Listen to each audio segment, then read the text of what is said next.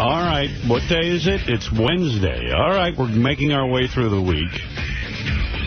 And how are you? How are you?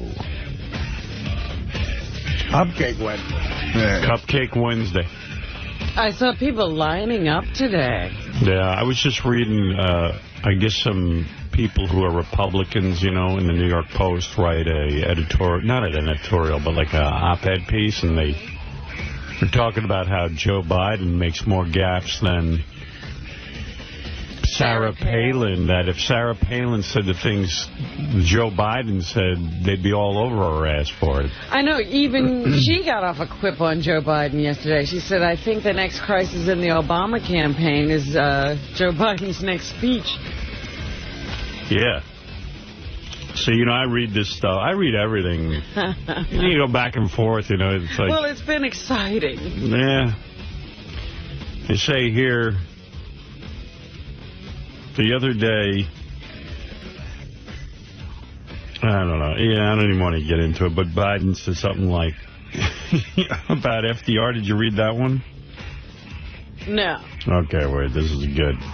See, because Biden's like the older senator who's been around for a while, and he's the guy who you go, man, he's like really bright, and he's real. In fact, he should maybe even be president.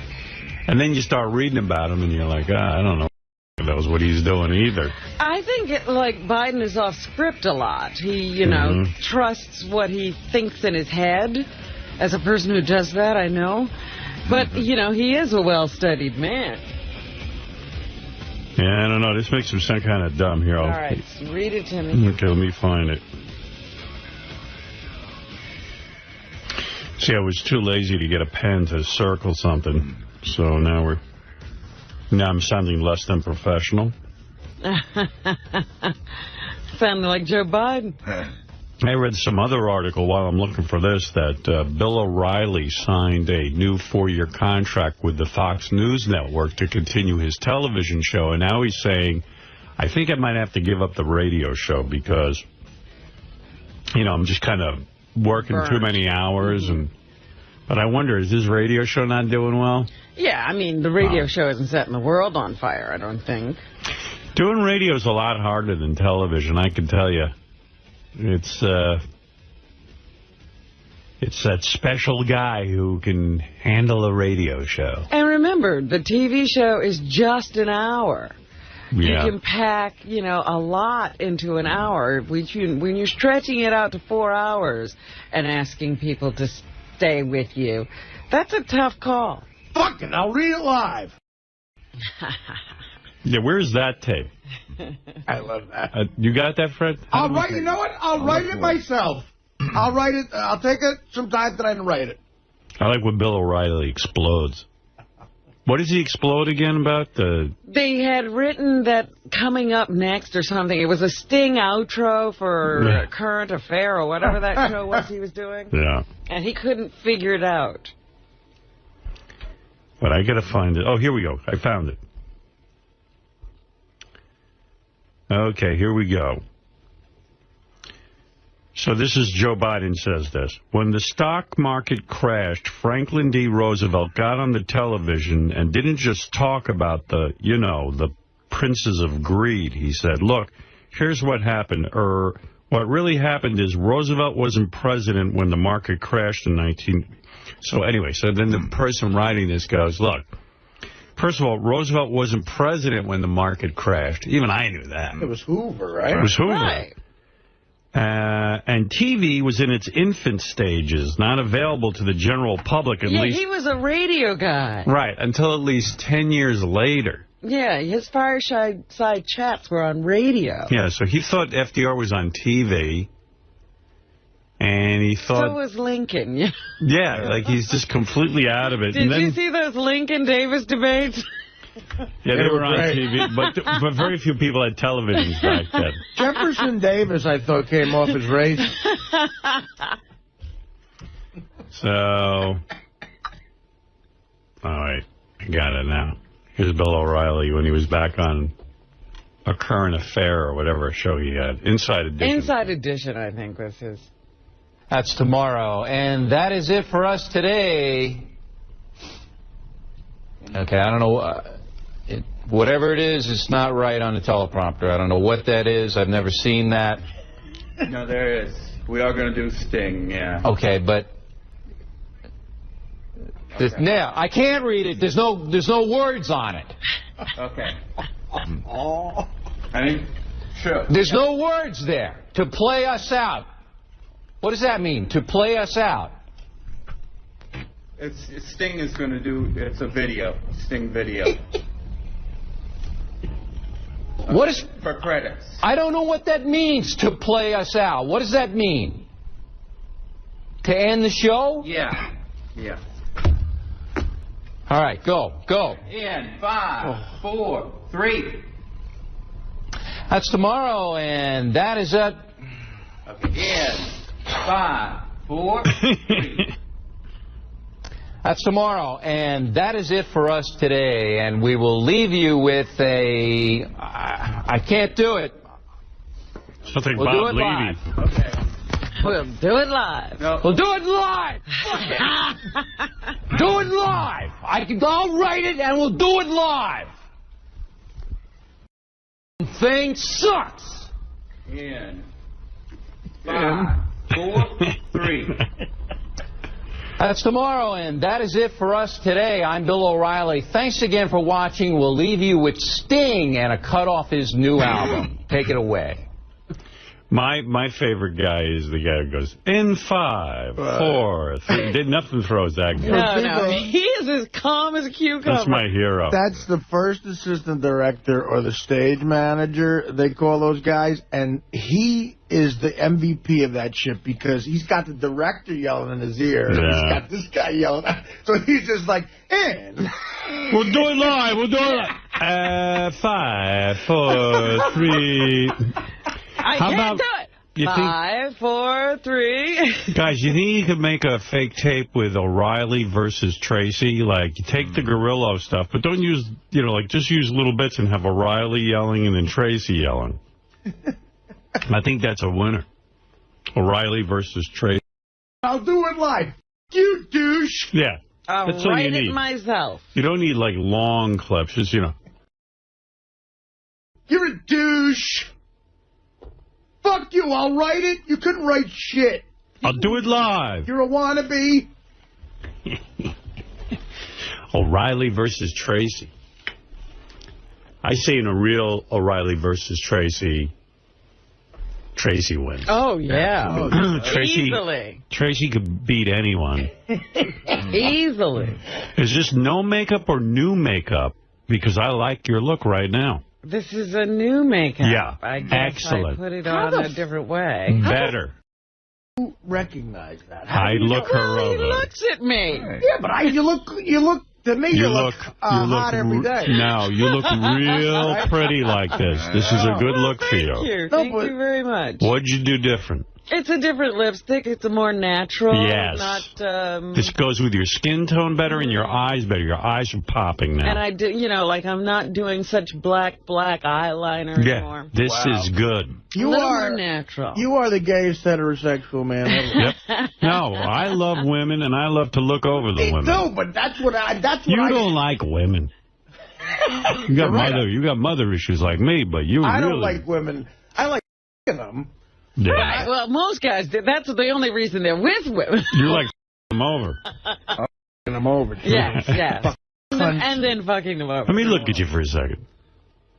No, not you, Robin. Artie. Oh. He's clearly... Go look at Artie. He looks good, too. No, I say that... What are you doing, Artie? You look a little different. Let me see you. No, this is good. Oh, you like this? Yeah. This is what, sure about this. This is what I'm sure about.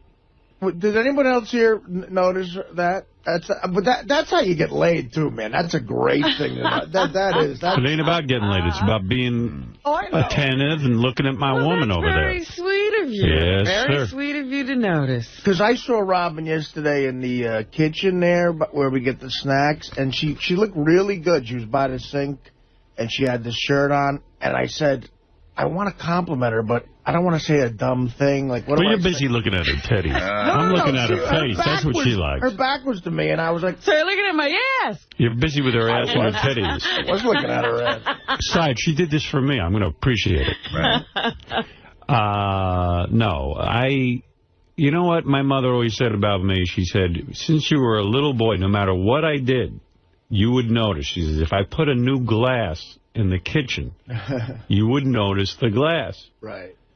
Because I pay attention. I said to a couple of people, you know, I threw a couple of parties for Howard, and there were things that, you know, most people wouldn't notice. They were just part of the way the party was put together. Yeah. Howard noticed everyone. I'm a great man. Everyone. You are, because with me, I'm one of those dumb guys who just says to a chick, well, you look great every day, right. You know. But you're not really looking. Yeah. I'm not looking.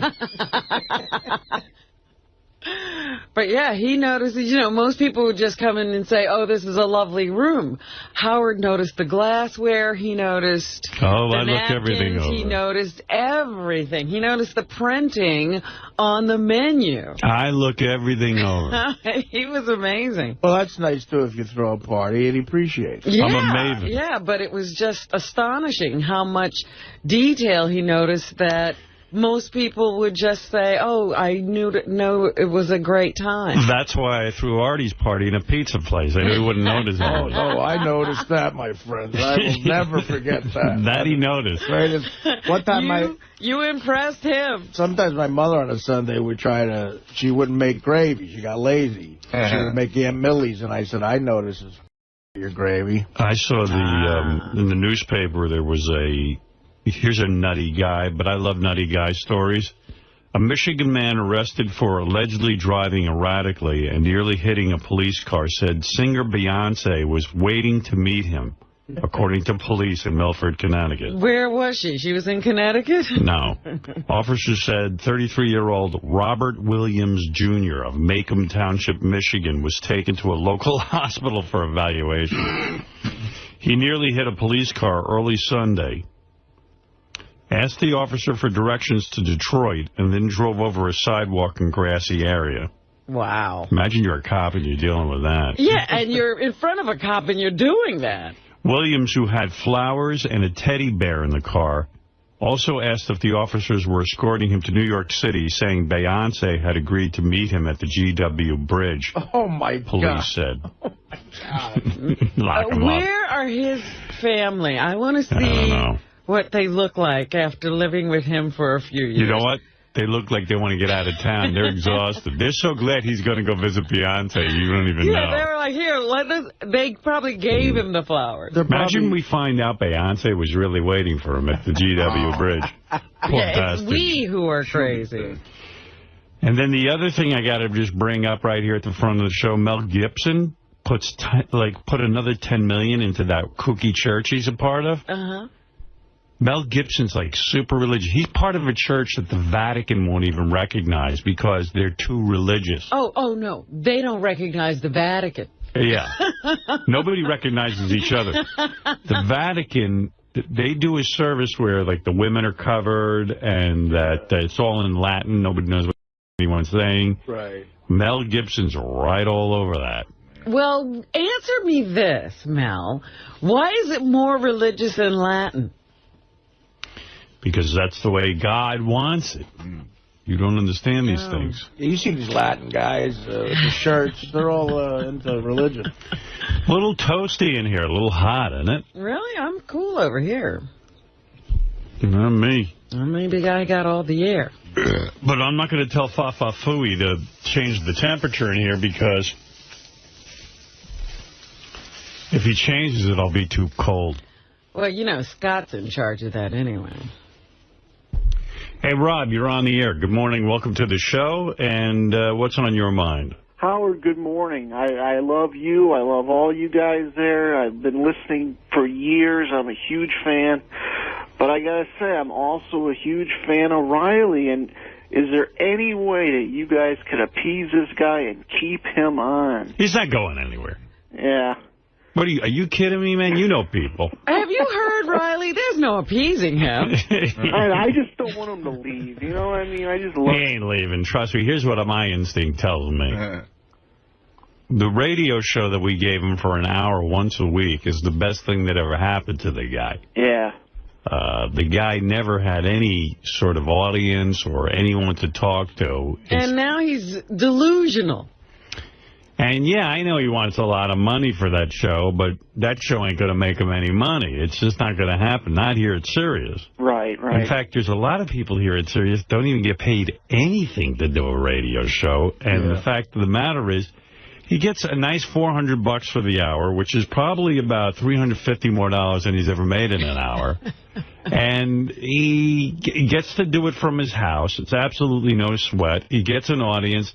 He can sell his tchotchkes and get people like you to know him. It's a slam dunk. Yeah, if you want Riley, what you should buy is more Riley junk. I got 6 of the symbols. But, you're kidding. Well, I help him tape his show and stuff, so he gave me like 5 of them for free. But yeah, I bought the first one just like Artie did. Artie's got a symbol too, doesn't he? Yeah, well, the listeners were really riling Riley up. We should just change his name to Riling. Riley. He's riled up. Riled. They were doing a real good job last night. Yeah, I called in there too. Yeah. All you got to do is call Riley and say, I'm a cheap Jew and I should be paying him, and he gets crazy. Like crazy. I'll play some of the clips. Want to hear some of them? Oh, I love it when he's all riled up and calling us all names. All right, here we go. All right, Riley, next call. This is Sam from Maine. Hello, Sam. Who turned you on, Riley? Who turned you on, Sam? I was wondering if you think that big-nosed Jew bastard will ever pay you what you deserve.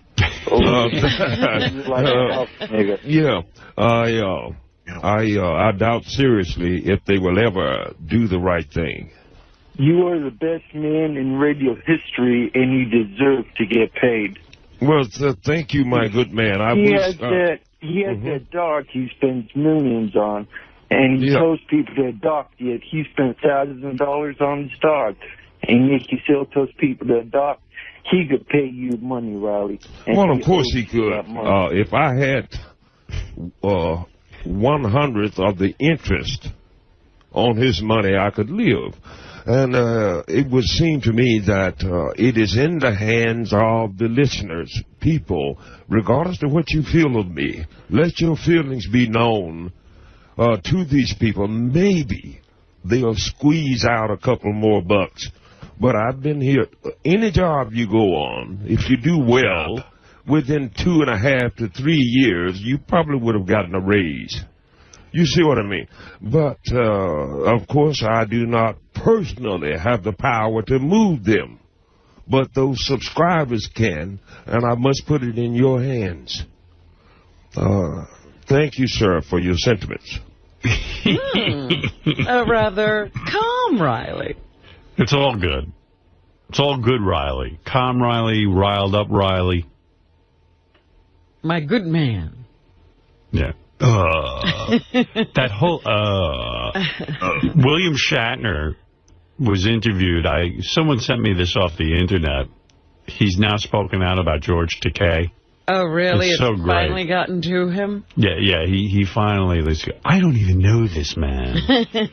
What's his problem? But William Shatner does he does a lot of ahhing and humming. Yeah, and Dan, the song parody man, actually compared Riley's ahs with William Shatner's ahs. Let me see if I can find that. This is a study. Sort of, yeah. Let's see. Let me see if I can find it real quick. I got so much stuff here. Yeah, okay. Here's Riley making his funny noises. Right? And here's Shatner. I'll play you the Shatner thing if you want, but... See, you see the similarities?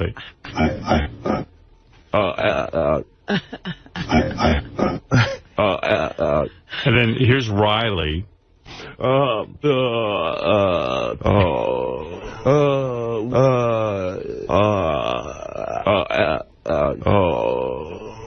Shatner. Wait. Shatner.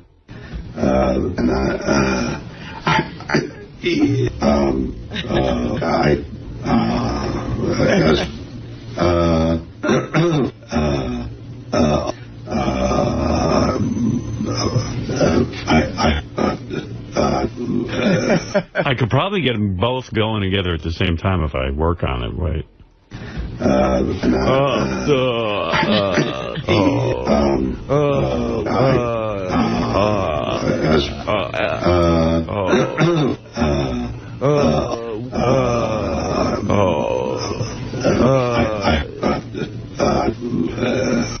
You got to hear this rap. This is Shatner talking about George Takei. Some woman gets him in an interview situation, and he's pretty obsessed with it. George Takei just got married, and apparently... And I like how he doesn't even correct her on the name or anything. It's great. He made a point of not inviting you. How do you feel about that? Well, the whole thing makes me feel badly. Poor man. There's such a sickness there. It's so patently obvious that there is a psychosis there. I don't know what his original thing about me was. I have no idea. Now, I didn't read his book that was printed many years ago, but apparently I didn't let somebody have a close-up. I literally don't know him. I didn't know him very well on the series. He'd come in for a day or two. Which is a great little knock, He'd come in for a day or two. Yeah, right. Based on his character. He doesn't really know. They never really worked together. No. He was like a day player. Yeah. He was an extra. I wouldn't recognize him. Is he in the room?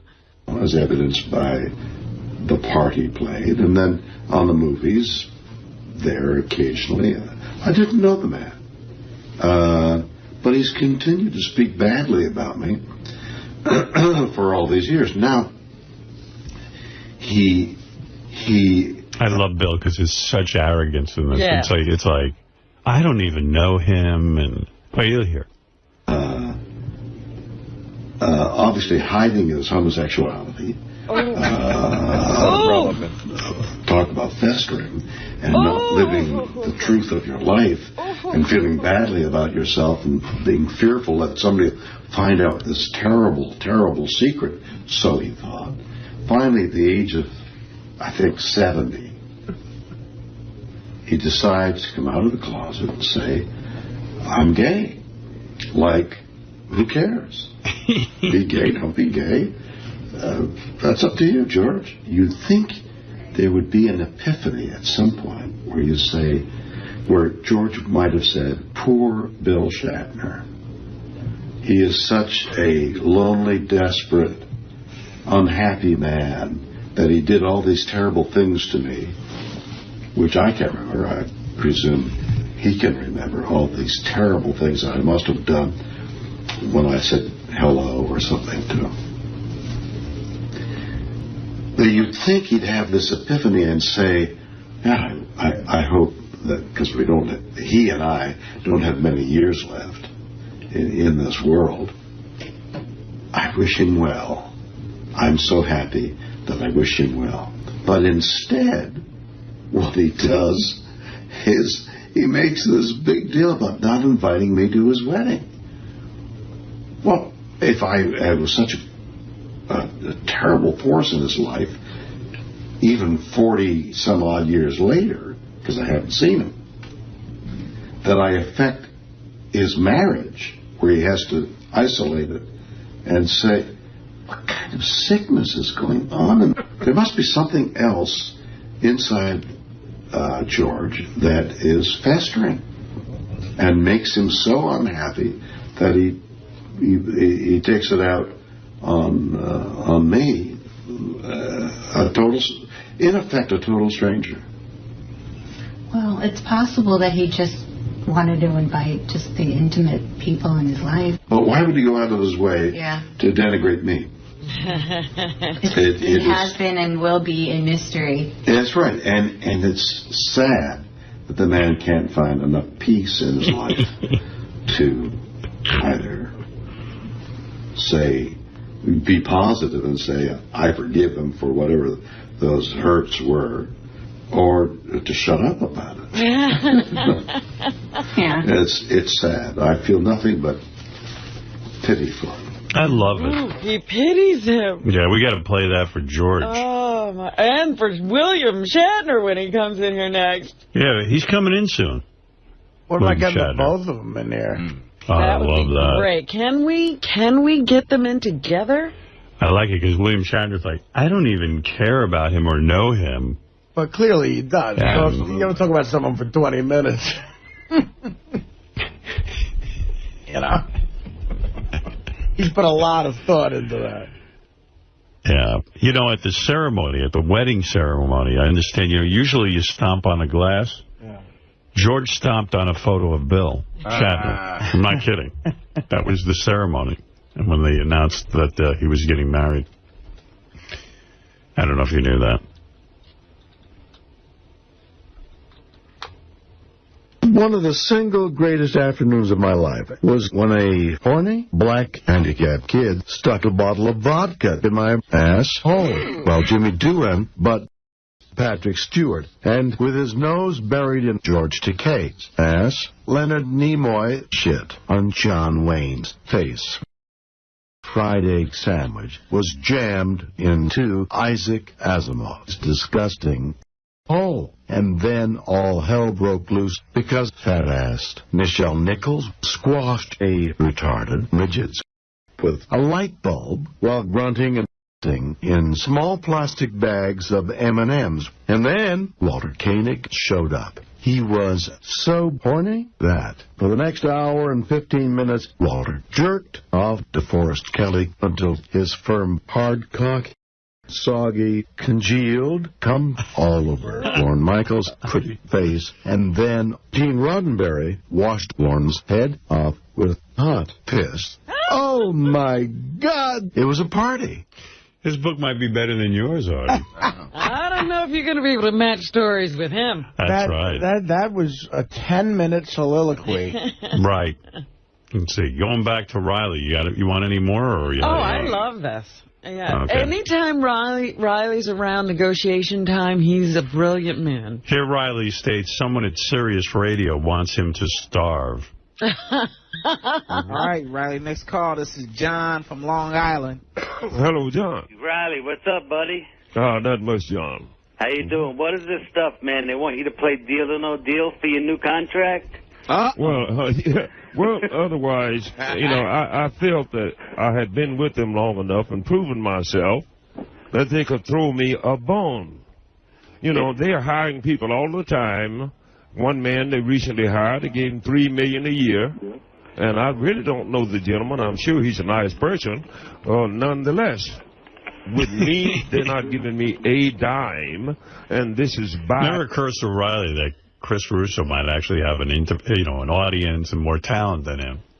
As far as that's why I said he's delusional, because he thinks he's right up there. Yeah, well, Chris Russo, actually was on terrestrial radio and had a big audience and proved himself as a broadcaster for many years and went around the country and developed an act. None of that stuff matters. No. Now we're all at Sirius, and Riley's on a par with everyone else. Also, Russo was wanted by several other entities, so he can, negotiate. I, sir, am wanted by entities extraterrestrially, of course. The Screed have offered me an exclusive deal.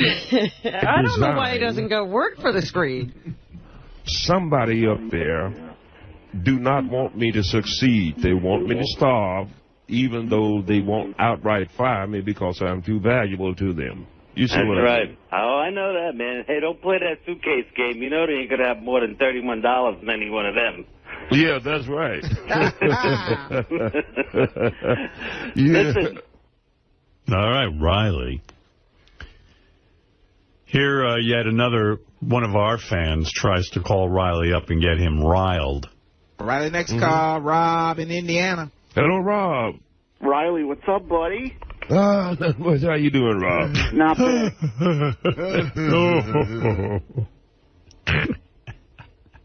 Riley is the best, isn't he? Hey, how you doing? Hey. That fake niceness. Because, he hates everybody. It's funny. He knows how to turn on the joviality when it serves his purpose. When it means nothing. Mr. Charming. Charming, yes. Yeah. But it's all fake, because his voice even changes. Hey. I'm about to perpetrate a scam on you. Hello, traveler. Rob in Indiana. Hello, Rob. Riley, what's up, buddy? How you doing, Rob? Not bad. Hey, I heard you on Howard this morning, and I was just disgusted.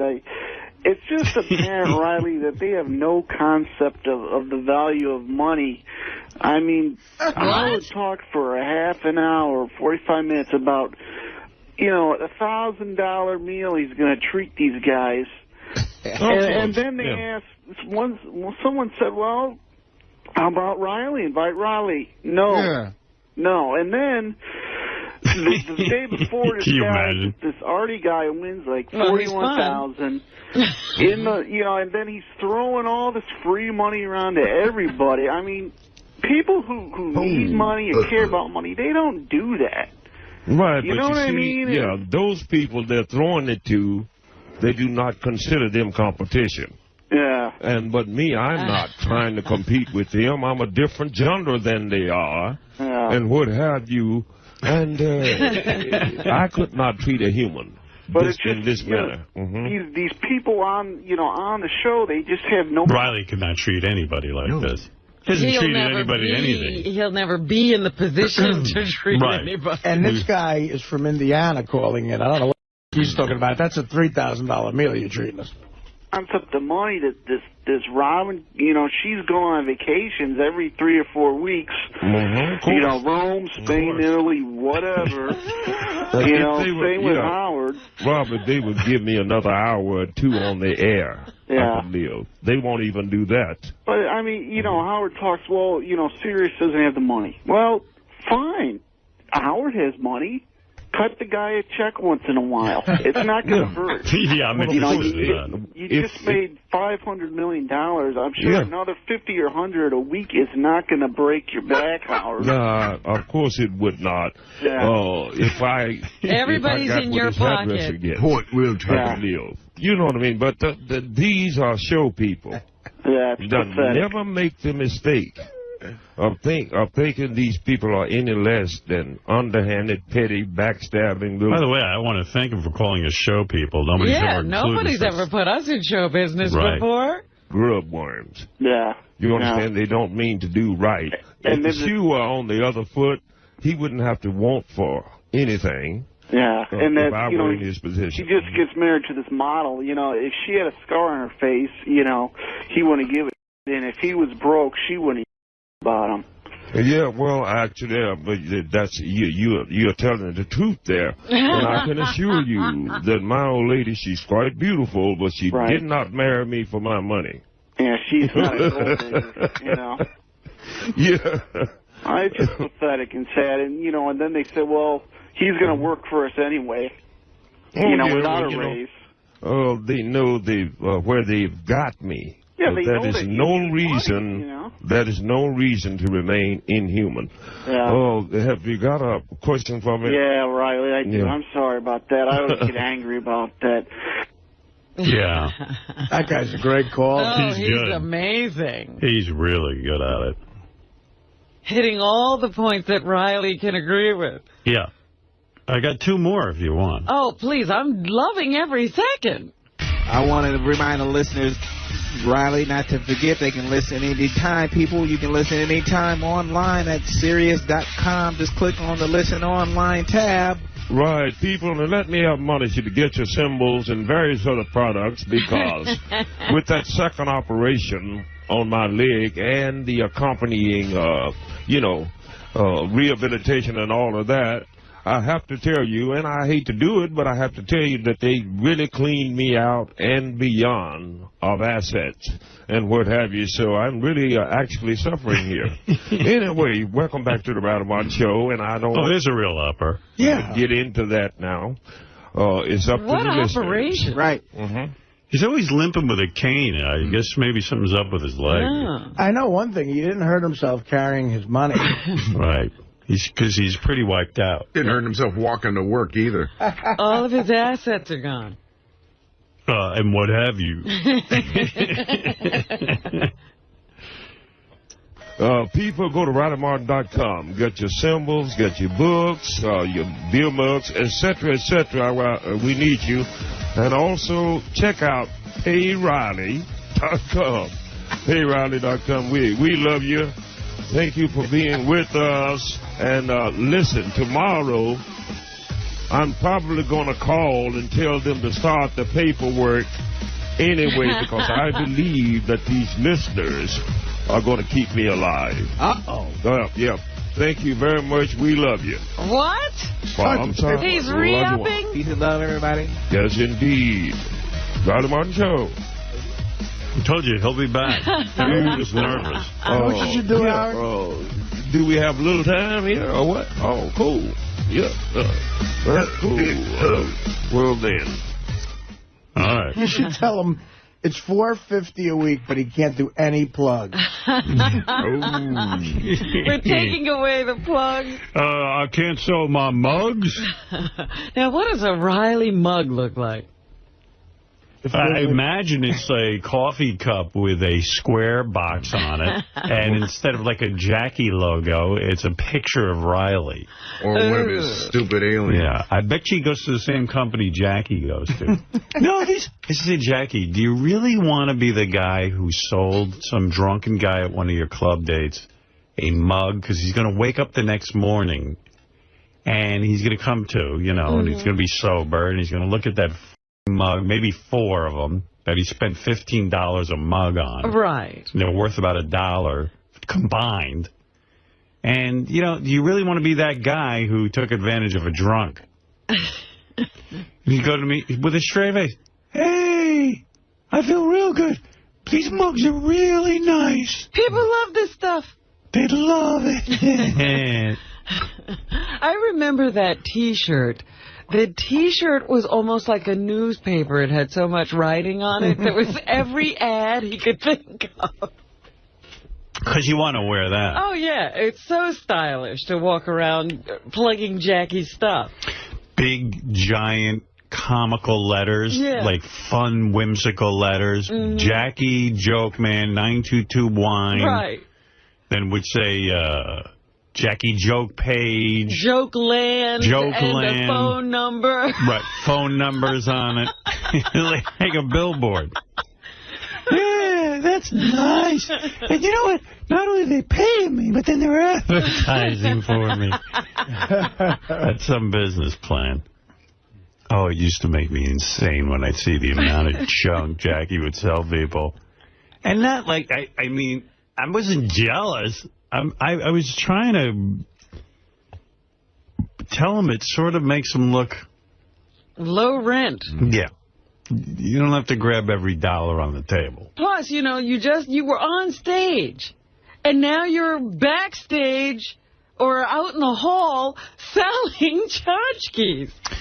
And you know what he got from that part of the conversation? What he would do is, then he didn't even hire, he got some intern to sell his stuff. But he used to do it himself. Remember, he'd then have to run out and set up his table after he got off stage. Yeah. The craziest story I heard recently, it's got, I'm going to give Carlos Mencia the benefit of the doubt. He does a gig and then he goes in the lobby of a theater and takes pictures with people for $20. Oh, stop it. That's what strippers do. Yeah, well, I mean, it's like a Mencia makes a lot of money. Yeah. Like, that is, how could somebody do that? He's double dipping. Well, yeah. How many pictures you still got a 20 on you. I'm getting it as you walk out the door. What are you going to make, another $300? I don't know. Do I know Carlos Mencia? We've had him in here, yeah. He's the mind of Mencia. He's on Comedy Central. Yeah. He was good on the show. But I'd be afraid to do that. Me too. I remember I used to go see Amy Lynn do that. She had some business going. Amy Lynn, who was on our show for many years. Yeah. And she was a featured dancer. Then she'd go to... what was the name of that place? Frank's Chicken Ranch. Frank's Chicken House in Manville, New Jersey. I was there once in a while. Where you were allowed to be all nude, and guys would line up and take photographs with her. Happily. And these were the kind of guys who lugged coolers in so they'd have something to drink while they watched her get naked. And it was like $20. The mom would take a Polaroid. They had it down to a science. Yeah. The mom would even wear a money belt. And she had a coin changer. Like the Good Humor Man? Yeah, she had a coin changer and everything. And then she would get the money. And Amy was like, I bring my mom. She's the only one I trust to handle my money. And I went, right. It was a whole business. And remember, there were rules, like she could touch you, you couldn't touch her, but she could put up her leg. You know, there was a whole thing that went on, and it had something to do with the price, how much access you got to her. It was a real big deal if she put her leg up. Yeah. Because she got to hold the leg. I went to Frank's Chicken House when I was like 18, me and my two friends, to see Busty Heart, quadruple M's. And we waited online. Quadruple M's? That's what it said in the paper. Wow. That's amazing. So we waited online, and we paid $10 each, and there was only time for one picture. So me and my buddy Deej got on one end, and my buddy Mike put his... we shot it out to see who would get the middle part, because he got to have her two tits over his eyes. Oh, God. It was the greatest picture. I don't know what happened to it. Yeah. I always felt like, wow, I mean, that's a real hard life. And then people were standing there on the edge shaking their Polaroid, waiting to get it signed. Yeah, that was another, I think that was another cost. That was another cost, yeah. Yeah. But boy, Amy had the body and the face. And she was hot. Amazing. Guys just wanted to stand next to her. I know I did. You were one of the lucky ones who got not to do, have it without paying. Well, you want to know something? I wasn't better than any other dude, because what I would do is, rather than go to Frank's Chicken House and, pay her to take a picture with her, I would go do the back of Private Parts or something, right? My book, and then be taking pictures with her all day. Right. Oh, that's Amy on the back? That's Amy. Yeah. She looks great, right? Oh, my God. Nice tits. Yeah, I have this thing on my desk at home. It's a friend of ours made it for me. It was when Private Parts came out. It's in Lucite. It's like this thing. It's like a small desk thing where it's the front and the back of my book. Oh. Yeah. So Beth was sitting there today. She goes, what do you have, like a thing with you and a blonde woman? What, you had another woman's picture on your desk? Yeah, right. And I go, I didn't realize it was the back of the book. I go, that's Amy Lynn. That's the back of my book. I said, does it offend you? Do you want me to take that out of here? She goes, no. I just didn't know why you had on your desk a picture of you and a blonde. Right, we just got married. Yeah. You got a new girlfriend. I go, that's what happens when you get married. Everything Beth does now, I go, see, everything changed because we're married. Last night I was all, amped up. I was looking for...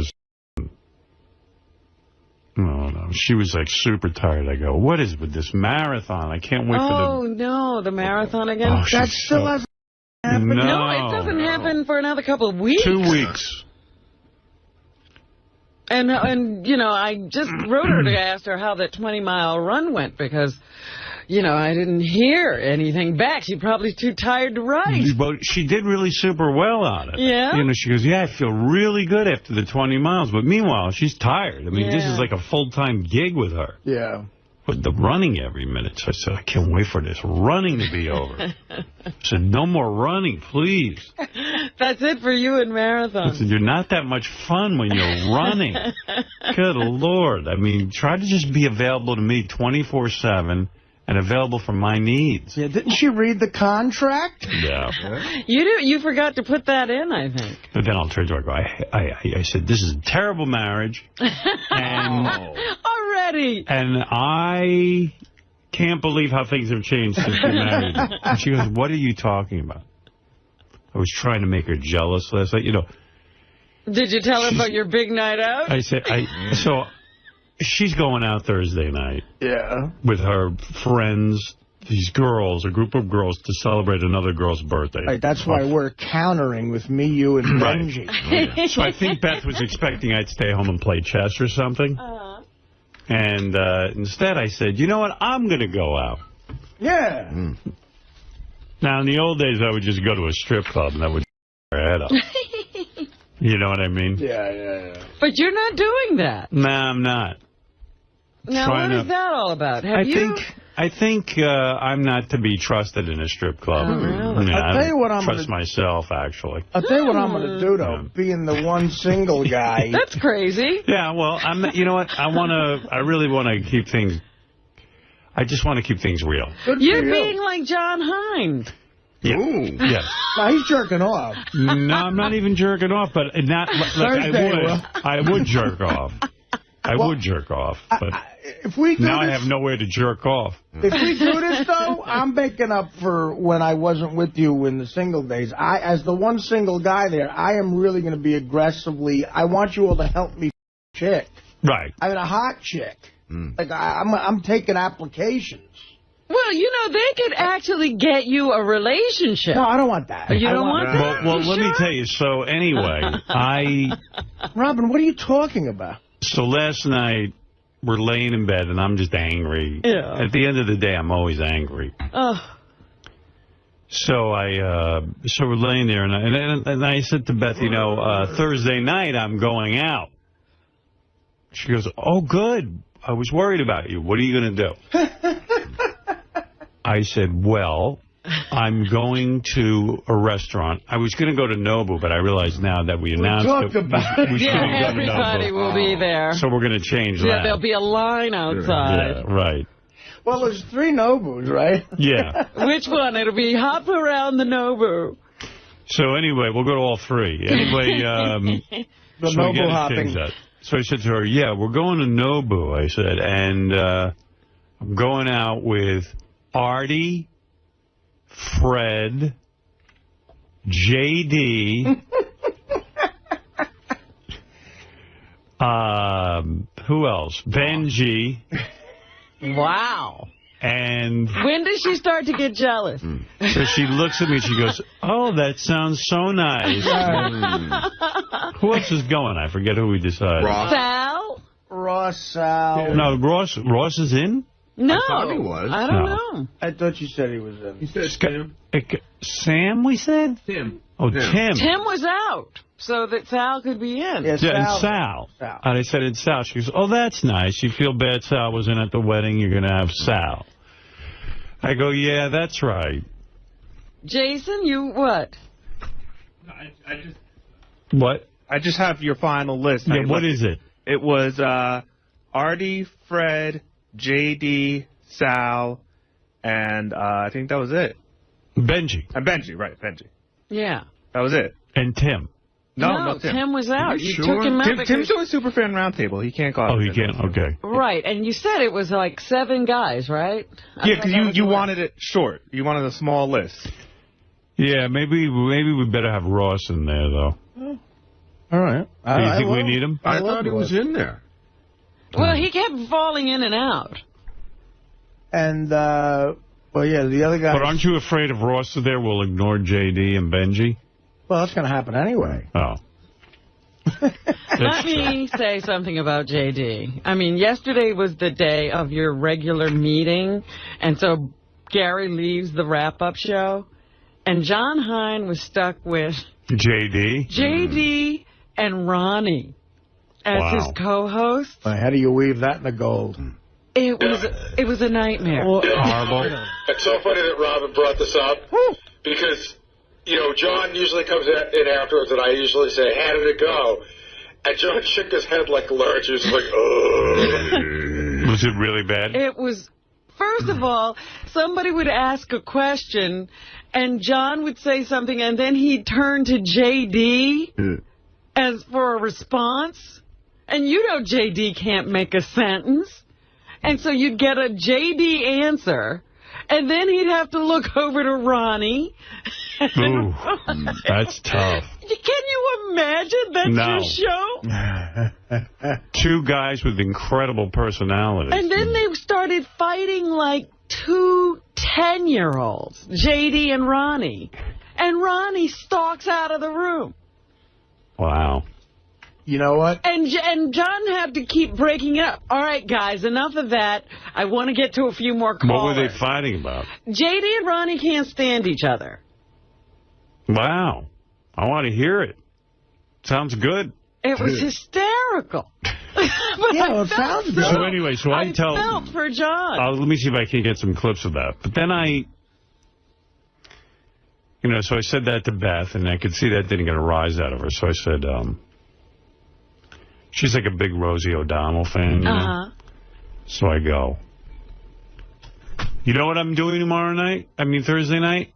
I'm going to Nobu with Rosie O'Donnell. She goes, what? I go, yeah. She goes, well, you just said you're going out with the guys. I go, no, I'm switching it. She goes, what are you doing? I said, I don't know. I'm aggravated. Well, I'm just aggravated. Well, you should tell her you're going with Rosie Perez. Or a hot chick. No, Rosie O'Donnell would make her more jealous. Really? Yeah. She goes, well, what? She was just confused, like, what was I trying to do? Wait a minute. 1 minute you're with the guys, and now you're with Rosie? She goes, what's going on here? I go, I don't know. I can't make my mind up what I want to do on Thursday. I have so much to do. I want to do something that aggravates you. I'm going to Nobu with Rosie O'Donnell and Gwyneth Paltrow. Right. That would really get her. I'm having a girls' night out, too. And Marchesa. A-Rod, Marchesa. And Ingrid. Ingrid and Marchesa and... and Rosie. And A-Rod and Ingrid. And Derek Jeter. Yeah, so anyway, so she was just like, I don't know what you're talking about. I said, don't worry, I'm going to dinner with the boys. Taking some guys out to dinner who work with me. And that was that. But I never have anything good going on when she has something good going on. Well, see, what you have to do is get the something good going on first. Yeah. Then it becomes a competition. Now she's got to match. But you can't match at a late date. Match? I got nothing going on. Well, you could come with me. I'm sitting eating with Benji. Speaking of great guys' nights out, now we have to talk about the Playboy Mansion a little bit more, because I got the greatest email ever. Which was? All right. Gary gets an email from John Stamos. He says, tell Artie I'm going to the Playboy Mansion. I'll be with Gary Marshall. I'll keep an eye on him if he wants. So, forget it. John can't help you. No, but listen, but here's one thing. John's going to be busy with chicks. Well, I know. He's not going to be looking at you. There'll be a gaggle of broads around them, so, I'll get hit with some pussy. Everybody in the email is accusing me again of being naive when it comes to you, and there are guys here who think you're on something, Listen to me. I could go to the Playboy Mansion with John Stamos. I mean, here's what it says. Chicks in one night. Maybe you can. There's a couple of people around me who are telling me I'm naive. Yes, you are. That Artie is, in big trouble. Listen to this. Here's an email. Please step in to intervene before Artie completely melts down and winds up in jail, rehab, or the morgue. With his billboard in Times Square promoting his first book as testament to his success, he has increasingly embraced self-destructive behaviors like excessive gambling and blowjobs from hookers in the back of limos. While it is fascinating radio, it is obviously an attempt to sabotage his own stability. We have seen this many times before with the coke binge at the start of Mad TV and Dirty Work, his excessive eating and drinking after landing his dream job on your show, and his heroin use to sink his relationship with Dana. Please urge him to follow the advice of his therapist before we see Artie's mugshot on TMZ. You think he's on something, right? I don't know. Everybody, the whole rap is that Artie was so emotionally high the other day, but I haven't seen any of the lows. You know what I mean? In other words, he hasn't fallen asleep. They could be happening off the air. Yeah, but it happened on the air when it was happening. Yeah, I'm sleeping off the air. The thing I think about Artie is that Artie's been coming in and his hair is combed every morning, and he generally shaves, which was not going on that entire period when he was out. Well, one thing I have noticed, he's almost chasing, he and Benji now are on the same schedule. And some days they burst through the door. Well, now, yesterday we were I was around. It's like a team of superheroes walking in. But I want to ask Artie a question, because Artie wasn't at our meeting. Yeah. Artie's name came in the meeting here, so you weren't there. Oh, that's so nice. We have some sort of show that has I hate it when my name comes up. We have some sort of client that's coming on that has something to do with the truth or polygraph. So we were talking about different polygraph ideas, and somebody came up, would you take a polygraph whether you're on drugs or not? Yeah, sure. You would? Yeah. I said you wouldn't. Yeah, I would. I mean, I'm not on drugs. Listen, why would I start lying to you guys right now? I mean, you know. Stop it, Artie. You lie to us right now all the time. Well, what are the consequences? What do I get if I win? See, you're ruining the bit. You want to do it. No, I do it. Yeah, I would do it. Yeah, our first choice. You get heroin if you You're just not getting my... All right. You're just not getting my hair, because that goes way back. I don't want you to tell me, like, a joint I smoked at a Rush concert in 1982. Are there drugs you don't want us to know about? Yeah. You know, our first choice won't do it, Howard. The polygraph thing. What is it? Our first choice was Sal's wife. We wanted to ask questions about the emotional friend. Emotional friend? Yeah, she won't do it. Not for money? Nope. Wow. No, 5,000 wasn't enough. What does that tell you? We know the question, right? Is the question... Question is, did you cheat on Sal? Of course. Did you sleep with the guy, the emotional friend? And she won't take $5,000. No. I'm not even sure. I asked Sal to just go talk to her first and let her know I'd be calling, because I hate to call out of the blue. And it's so you don't even have to tell her exactly what it's about. Just say Gary's going to be calling you, and I guess she must have got a little bit out of him. She's not interested. Don't even bother to call. Right. I think you should call her anyway. It's weird. Like, today I got a good night's sleep. I feel like, except for I'm heavier than I was, I feel like a normal person today. It's great. She took $5,000 to shoot paintballs at Sal's ass, but she won't take a lie detector. And didn't we pay, she came in with the 𝗛cie𝗄𝗿𝗍 thing for money. Yeah. She did that for money. She would have shot Sal in the ass for nothing. Lie detector test is one question. Did you sleep with your emotional friend? But you know what, Howard? There's a lot more on the line when you ask that question. Right. Yeah. Because she's got to go home with Sal after that, if she really did. And he doesn't want to know that, does he? He does want to know. He does? Yeah, he does. He was really anxious No, for her he to do it. thinks he wants to know. Sal, did your wife talk to you about this at all when you got home? Well, first of all, how's your uvula? By the way, in the email it said Sal is using coke. That anybody who gets a uvula injury, it's mostly from doing coke. Is that right? If I could afford it, I'd do it. Sal was doing coke. He has to rob houses. So go ahead. What happened with your wife, and why won't she take the lie detector? She was just adamant about it. She was just like, nope, I'm not going to do it. $5,000. $5,000. You could use the money. Yeah. What's the big deal? She didn't sleep with him. She told us. Well, that's what I said, but I think Robin hit it on the head. It opens a can of worms. The only can that'll be open is if she fails. Right. Yeah, and if she did, and you can fail and still be innocent. But Sal, it's good for you. Because if she didn't do it and she fails, she's never going to be able to convince Sal. Well, she's telling the truth. Are lie detector tests admissible in a divorce trial? No. Not even in a divorce trial? Anywhere. I thought just in a criminal trial. But you see, Dominic says, who's been doing this forever, he goes, with a pointed question, it's always right. He says, did you do this or did you not do this? When you get in you love somebody. We would do this off the air. In other words, a real lie detector. Situation. Where she'd sit down and the result would be read on the air. Mm-hmm. Where it'd be one question.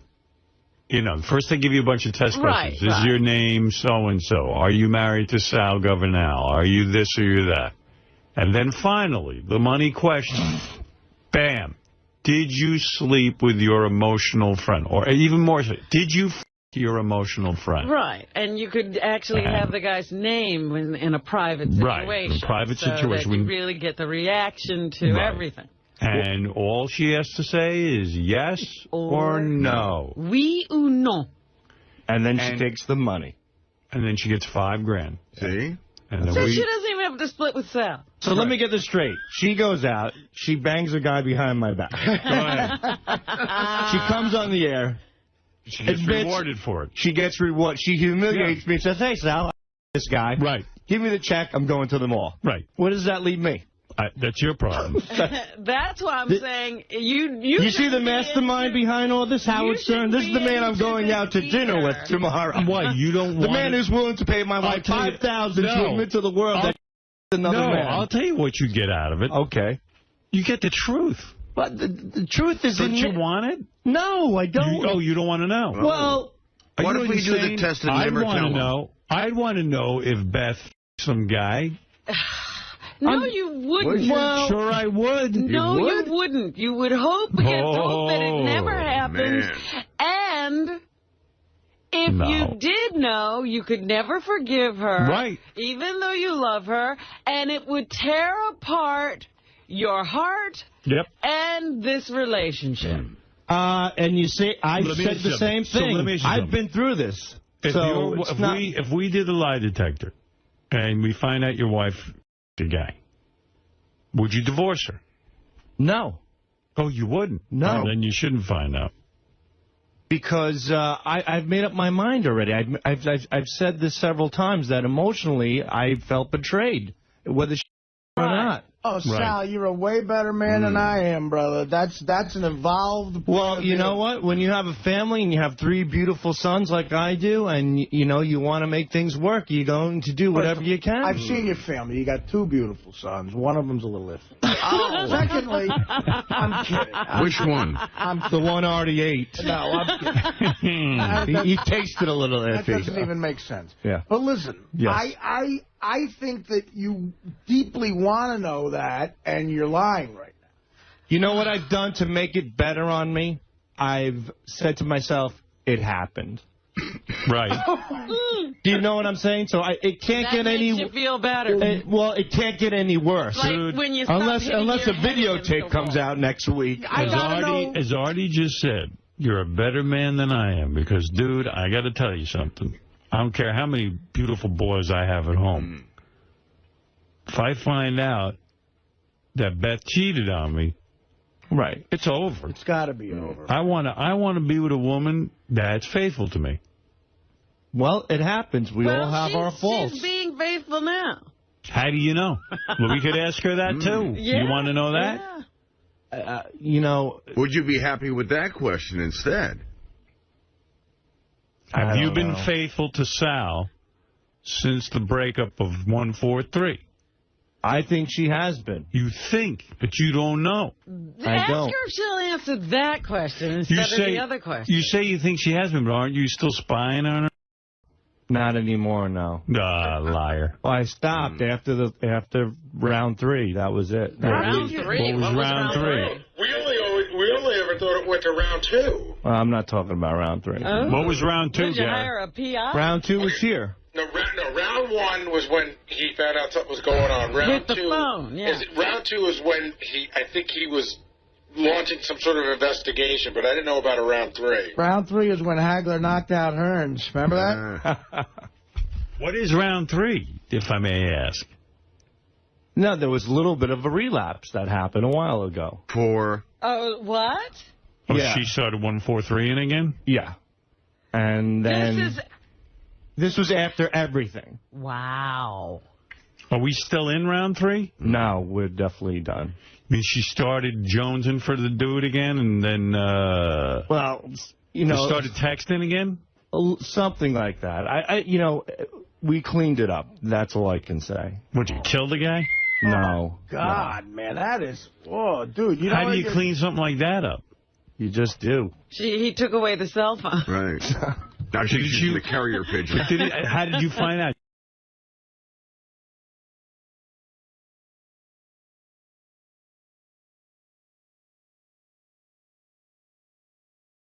So this is her attempt at getting something going. Well, but then I would tell her... Can I say something, John?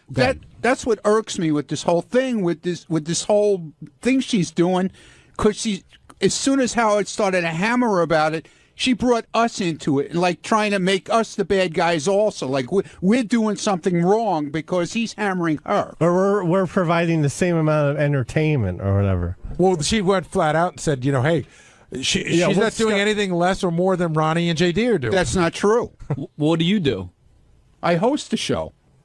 And that's what she's doing. She's hosting. Yeah, but she's not hosting. And there's nothing beyond her hosting. She's not introducing, like I'm introducing 𝗛cie. I'm introducing JD, or he's introducing me, or whatever. I'm introducing. So you want credit for introducing JD? That's what you do? A show needs an MC, okay? That's what I started off doing. There's nothing beyond the MC. I never said I was. What do you do, Dopey? Dude, I was Fuck never. off. Get out of here. I was never said I was a fucking comedian. No, but Will's making a point here. Right. I mean, Lisa is hosting the He's not event, making a point. He's being being the an MC. No, she is. But what is she giving with it? A cupcake? Yes. For $103. Well, you could talk to Come Lisa. on. It's okay. So I'll play devil's advocate. It's there's women who listen to the show who may not want to go to the block party because it's a little racy for them. Right. They're more in Lisa's sort of thinking.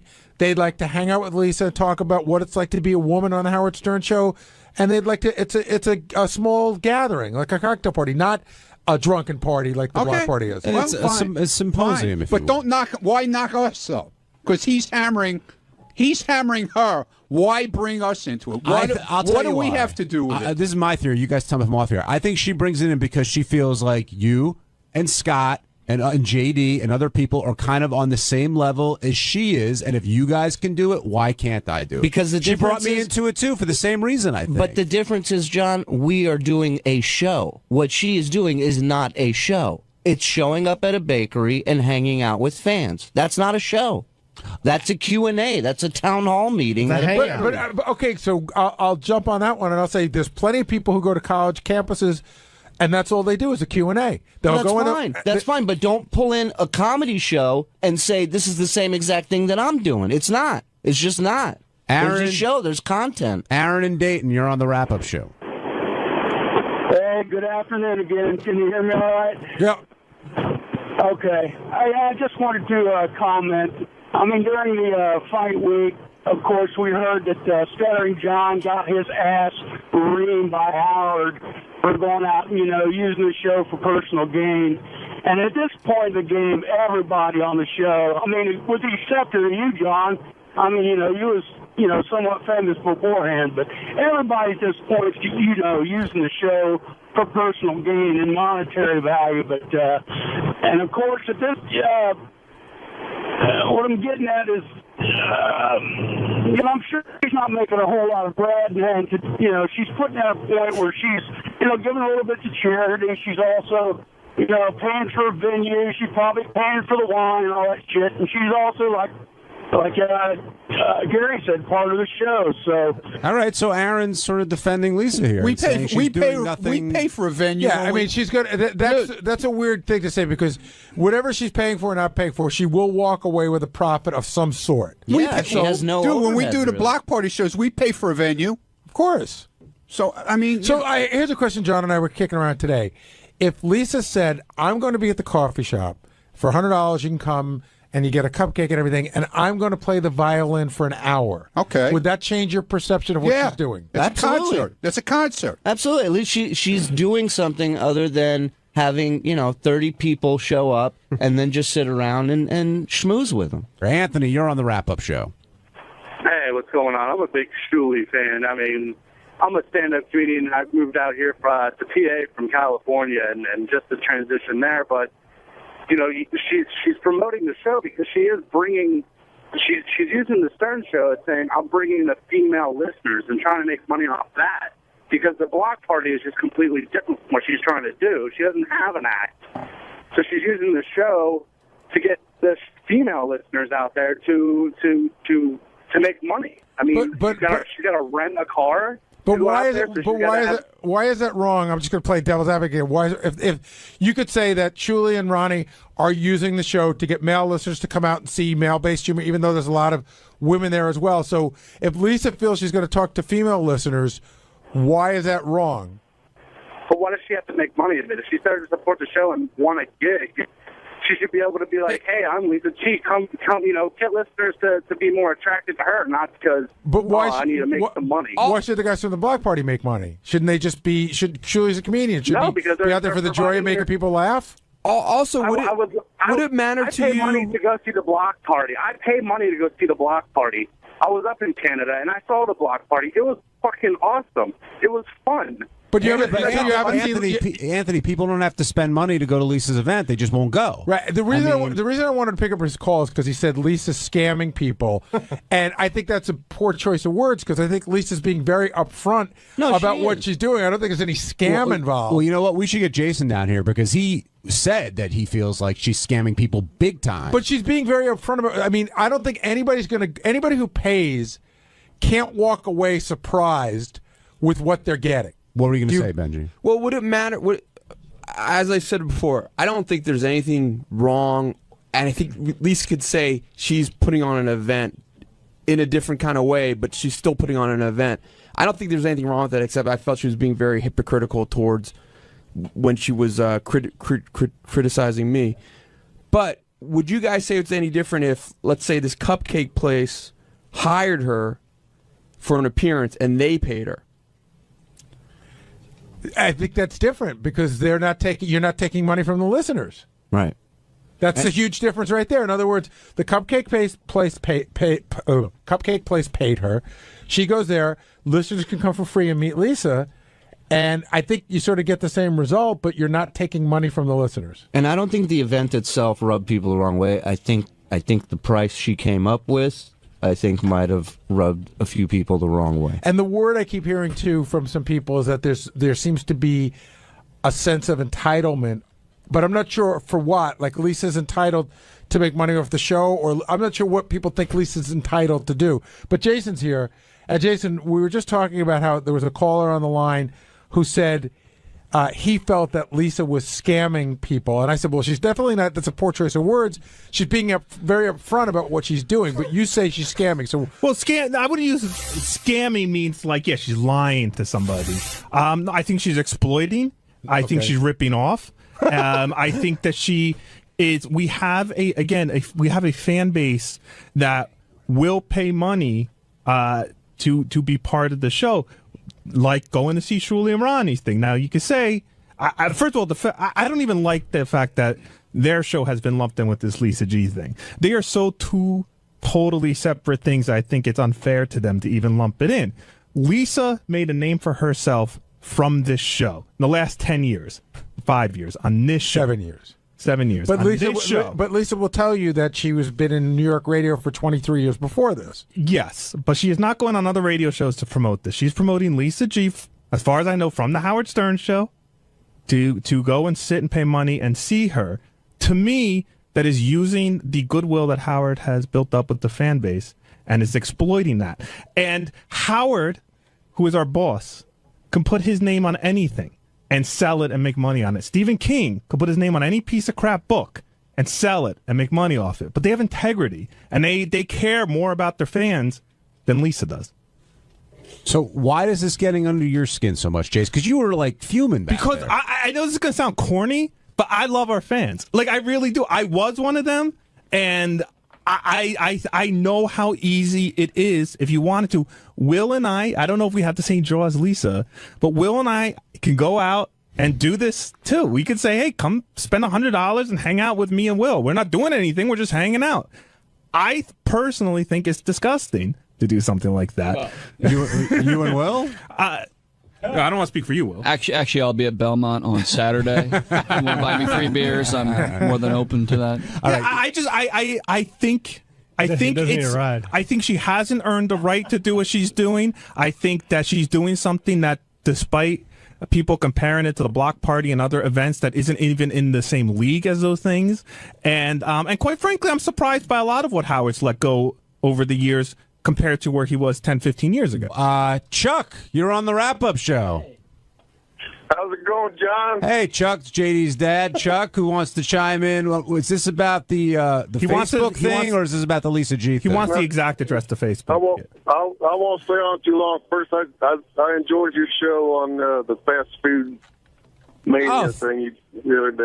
That was great. Thank you. Thanks for. I appreciate someone in the Harmeyer family watching the show. Thank you.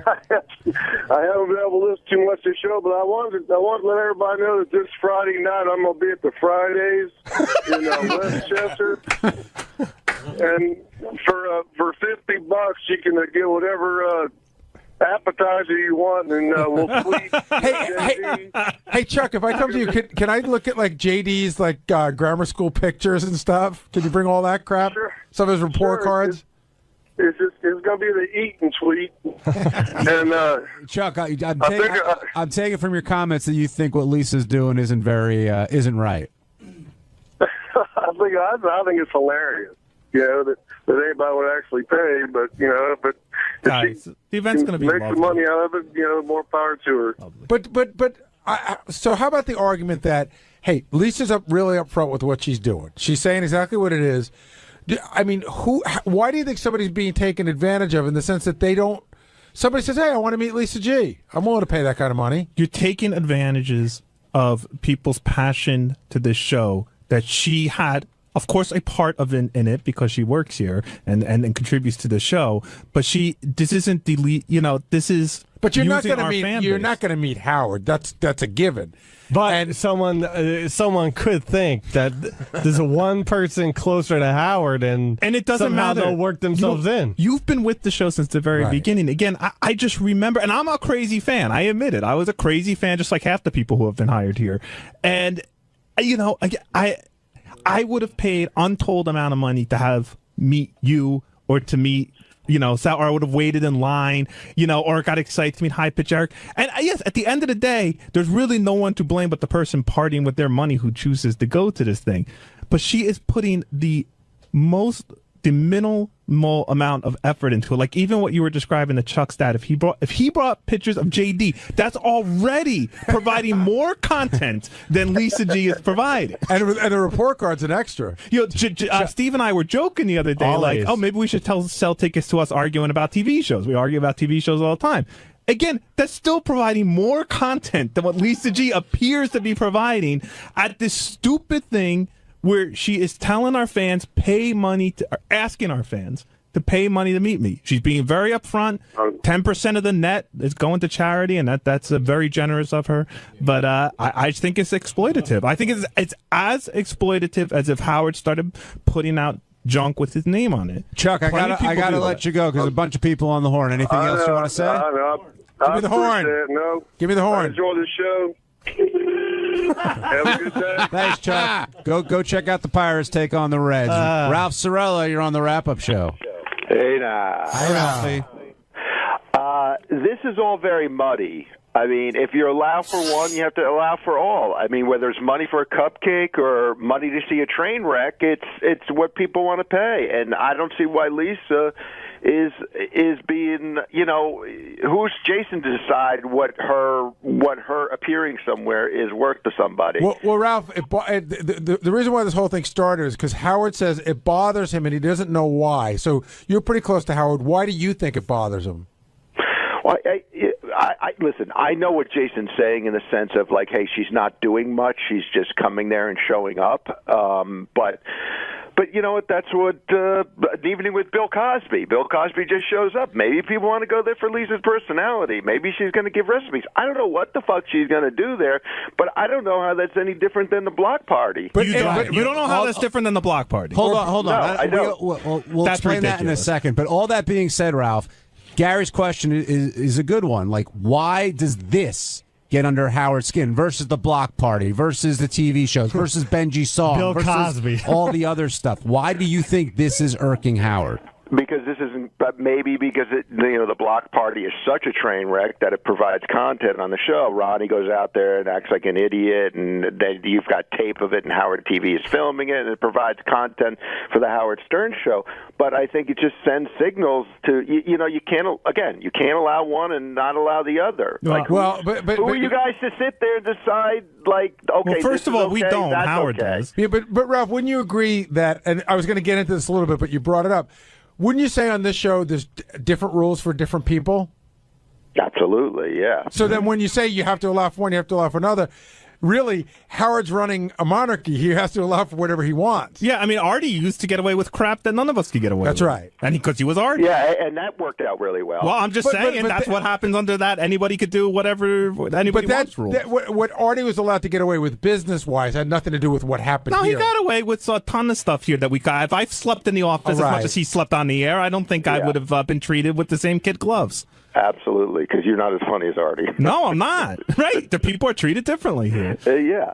And that just doesn't work well. It just sends out a bad message to everybody. But again, I fundamentally disagree with you. I think Ronnie's block party does skirt the line of what Howard used to be angry about in the day when John and Gary tried to go out to do stuff and Howard didn't want it to become the traveling Howard Stern show. And I do think it comes up against that line. But at the end of the day, you know, they're promoting their comedy show. People are buying tickets to their comedy show. I don't know. To me, it's completely different than having a lovely chat with coffee. I will agree that it's different. I don't know if it's completely different. I mean, I think what bothers you is Lisa's looking for a way to make money. Ralph, would you buy a ticket to just see JD and Ronnie, but no comedy?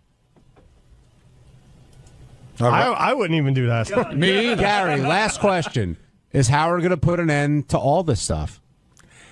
It's getting to be rubbing up against that area. Hard to say. On Wednesday's wrap-up show, there was a lot of talk about Sal shockingly screwing up a game again. And this is one of those situations where Sal doesn't think he's wrong, is told that he's wrong, and then realizes that he's wrong and tries to explain himself, which he can't do. So we heard Sal tell the story about how it was unfair of Howard to call him a sucker.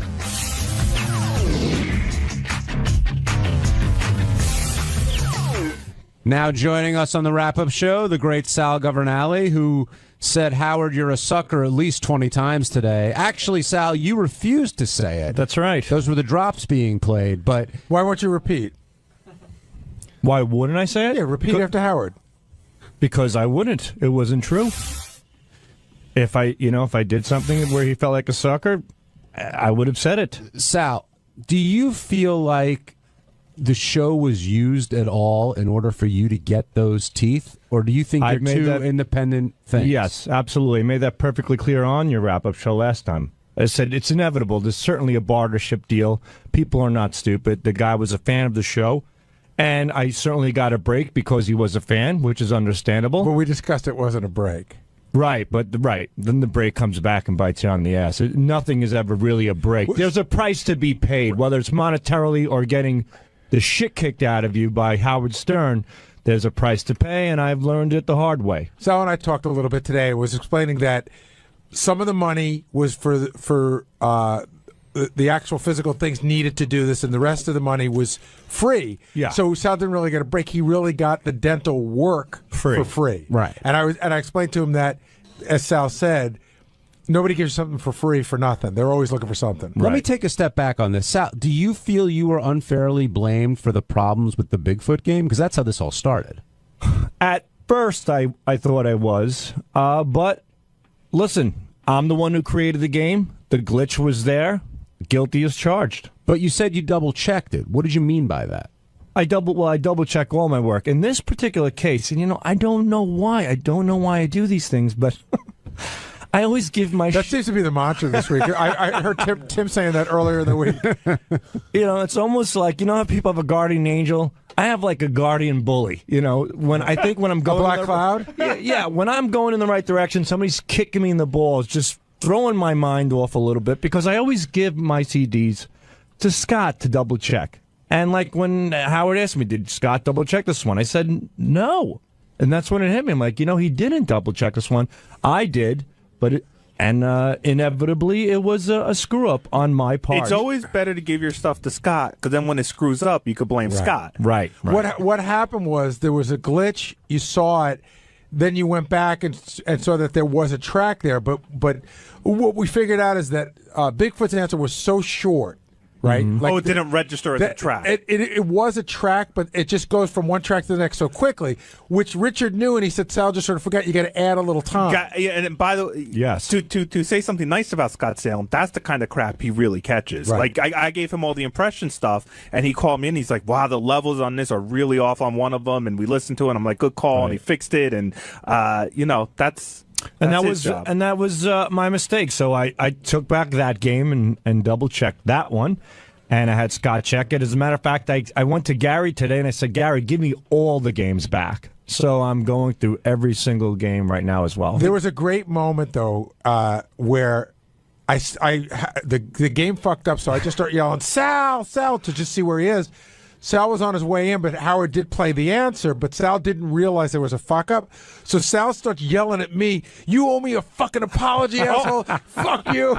Wait, can I just say, because I have my headphones on? You guys went from 0 to 1,000 the second Howard said that this isn't working. There's a reason why. Before, you guys were yelling so loud at each other that you couldn't hear Howard screaming about who do I have to blame, and I didn't know what was you came out with like it was definitely like a sibling moment. What happened was I just yelled Sal as loud as I could to see where he was. I was coming around the bend. I was by the Howard TV room. I saw what happened. I'm like, whoa! Came around the bend, and Gary goes, Sal, where the fuck are you? What's going on? I go, Gary, and then I heard, as I was coming, I heard Howard fix it. I heard the track come through. I'm like, all right, it was a Howard issue, with the CD player. I go, Howard just fixed it, Gary. How about an apology? So Gary looks at me and goes, fuck you. Yeah, that's where I started hearing everything. So then Gary sits in his office. I go, how about an apology for that? And Gary goes, go fix your teeth, asshole. I go fix your fucking teeth. And all of a sudden, wait a minute, Sal, Howard wants you. It is fucked up. I'm like, oh, God, no. All I hear over my head. So this whole argument was going on over attitudes, and in the end, I was called into the studio thinking I was victorious, and boom. But what you didn't realize when you were in the studio, you still didn't realize you were wrong. You didn't realize you were wrong, and Gary is screaming. Yeah. He's deflecting. He's deflecting.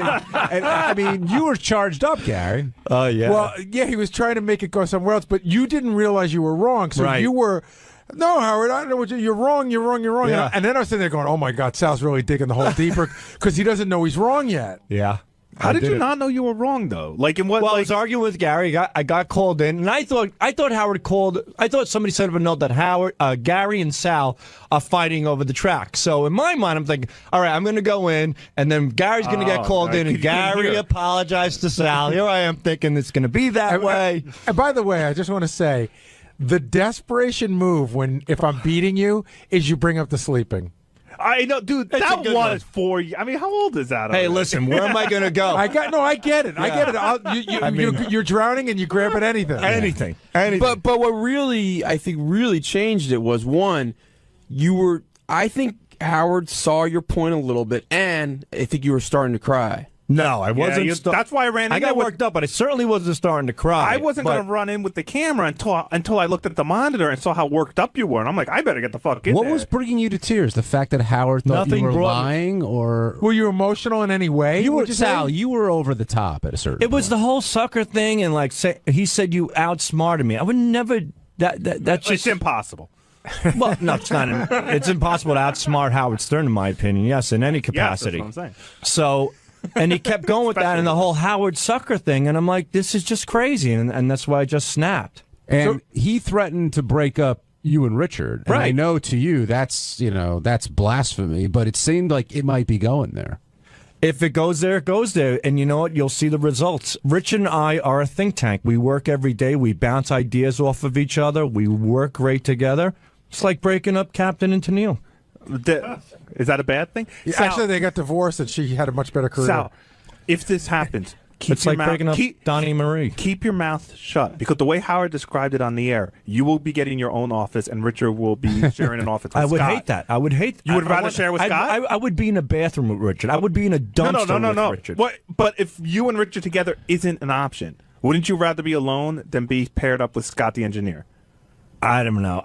My brain can't even go there. That's like saying you're separating a child from me. I'm not kidding. Are you ready You're for a grown man? Are you ready for a world, say in 3.5 years, where the show ends and everybody has to go out and do their own thing. Are you and Richard going out as a team, or are you going to go out and do your own thing? It all depends. If we want it, right now we're planning as a team, but we also can do our own thing as well. Let me tell you something from experience. If you're a team, one of you end up stabbing each other in the back. It's just what happens when two guys that work team up on something. And live together. I don't know about that.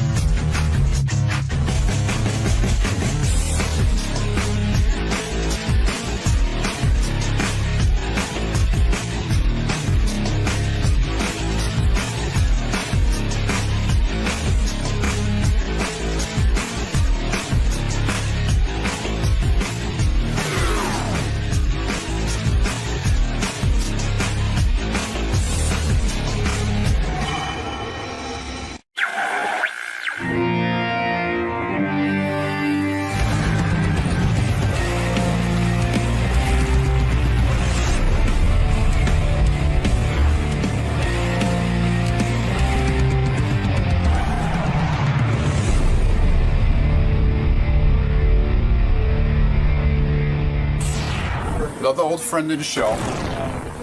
You gonna have a stupid comment about that? No, I have no stupid comment. All right, just asking. Only intelligent. Oh, okay. You have an intelligent comment about that? A rock and roll legend. Okay. And an old friend of the show. Okay. All right. And we're gonna bring him in. Well, what's his name? Joe Walsh. You're rusty, man. You're old. I'm old. Says the guy in the tinted glasses. Mr. Joe Walsh, welcome back, sir. Thank you. How you doing? Good. How about yourself? Pretty good. Got a new album out? Got a new album out. Analog Man. One of the rare times I didn't stay up all night to come into the show. So you're feeling actually fresh. Slept. That should impress Howard. Right here, sir. Okay. There we go. So you're feeling fresh. You're raring to go. I'm fresh and I'm ready to go. I hope he is. Oh, absolutely. Because I bet he's really nervous right now. You guys are old friends. You guys have been... We're old friends from golly. I don't want to figure out how old. But the new album's called Analog Man? Analog Man. First album in 20 years. All right. We'll see you in the studio. Okay. Good to be here. Joe looks good. Like his skin is good. Well, I'm saying for a guy who's been through what he's been through. Right. It's pretty amazing. And he looks great. It's almost unfair. Because, he looks like, really... I would have done all that, too. That's right. He looks really healthy. Yeah, like he works out, I think. But, I mean, he had a long time of, fucking up his body.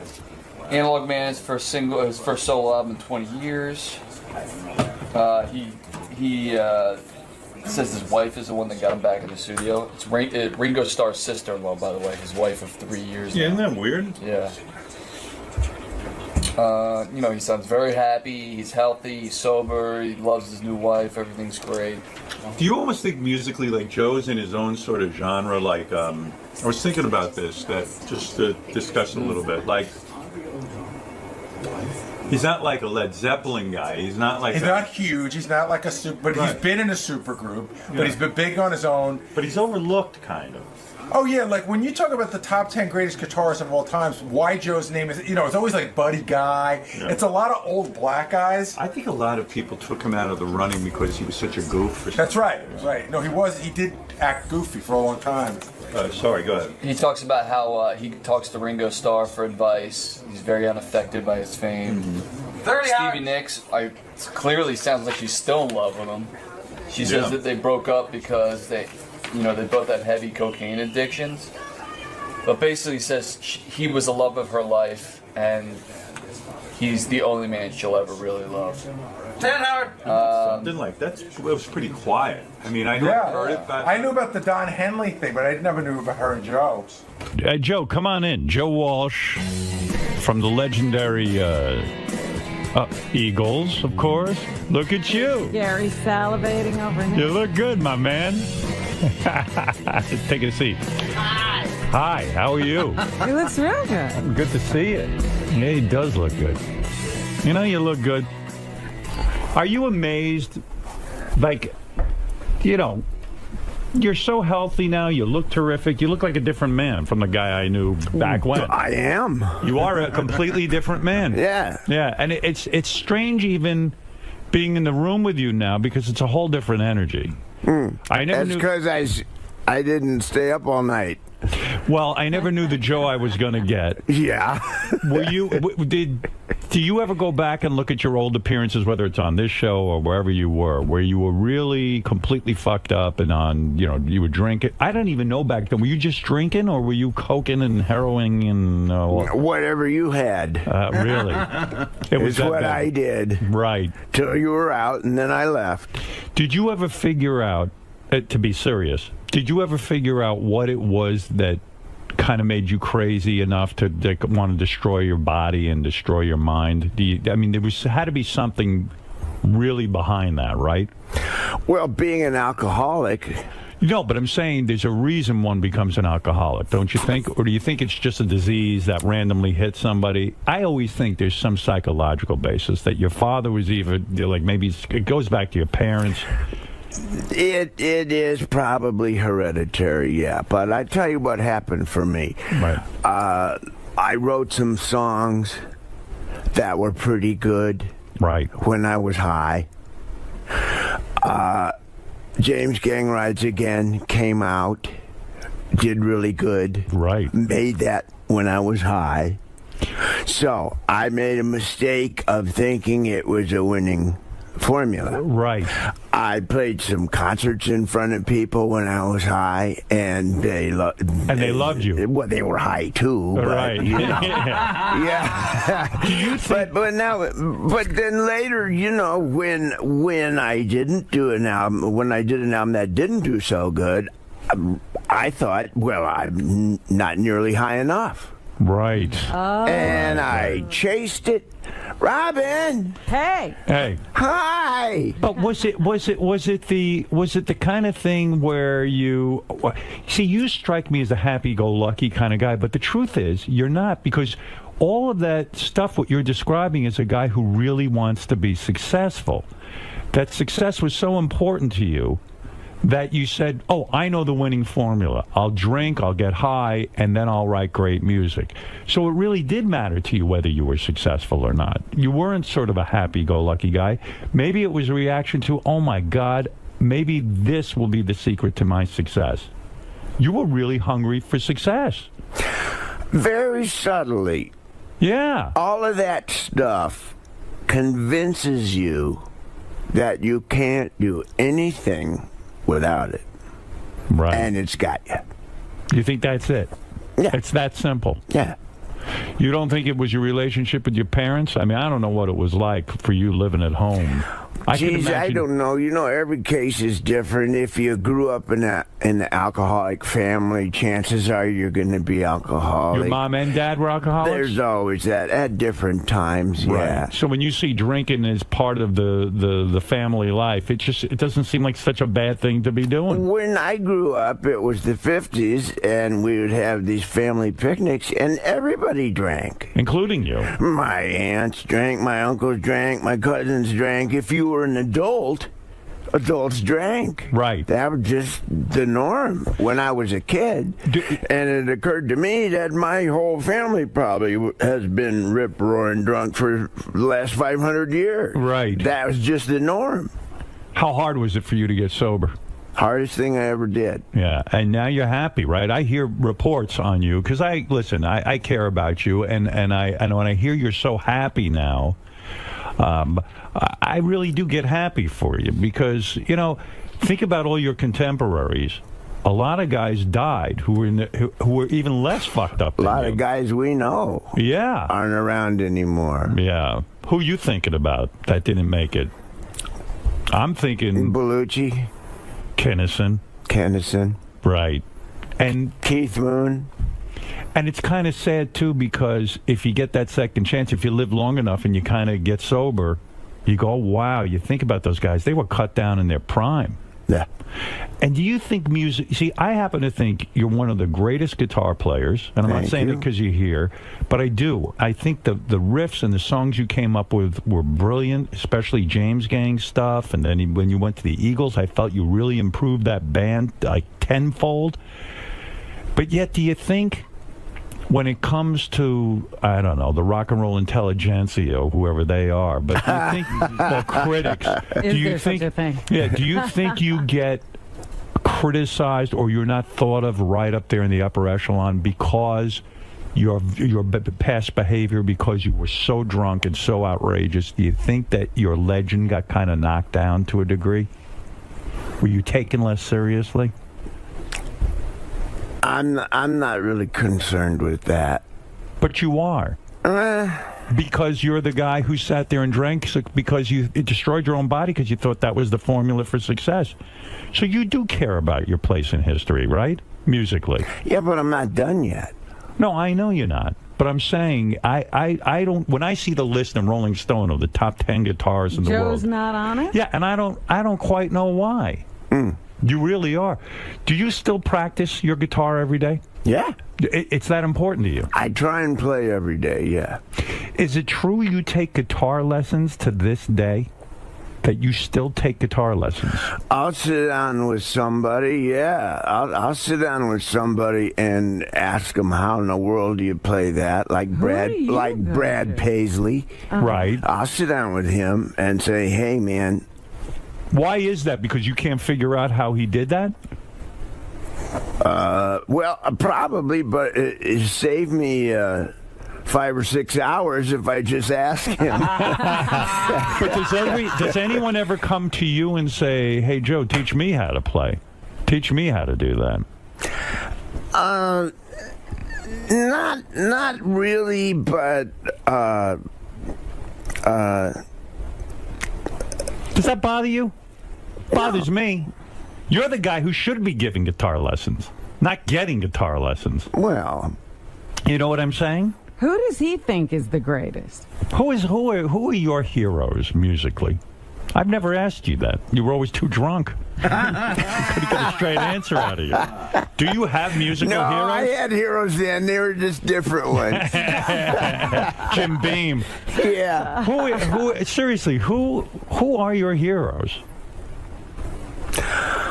Well, the guy that's the grandfather of us all is Les Paul. Right.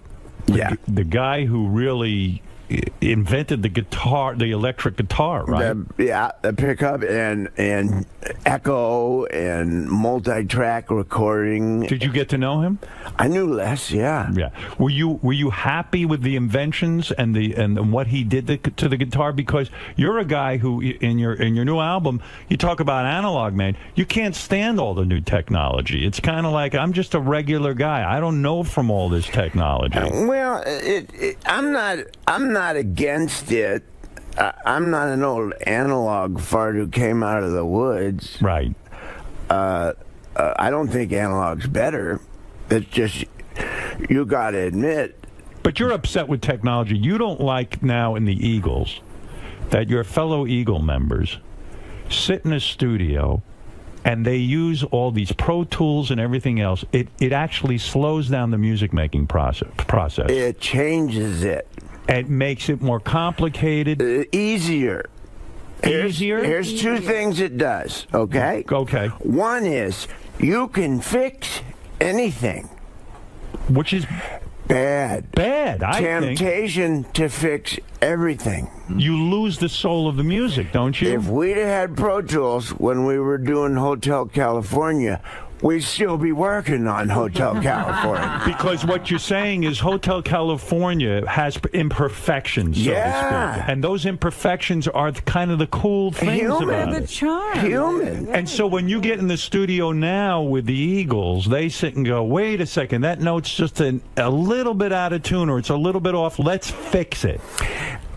We've always been like that to some degree. Right. But the great temptation with Pro Tools is to go ahead and fix everything when you don't need to. Do you have enough of a voice in that band? I know you've got to sort of watch your P's and Q's with some of the band members, but do you have enough of a voice in that band to say, guys, stop. We're in a studio. What made us great, why Hotel California works, is because there are mistakes on it. It's not a perfect piece of music. Nothing is. Well, but it's real. I wouldn't single out the Eagles. You say they all do it. Everybody does it. But you are in the Eagles. It's a hazard of Pro Tools. It's a hazard of digital technology. There's one other thing I want to say. Yeah.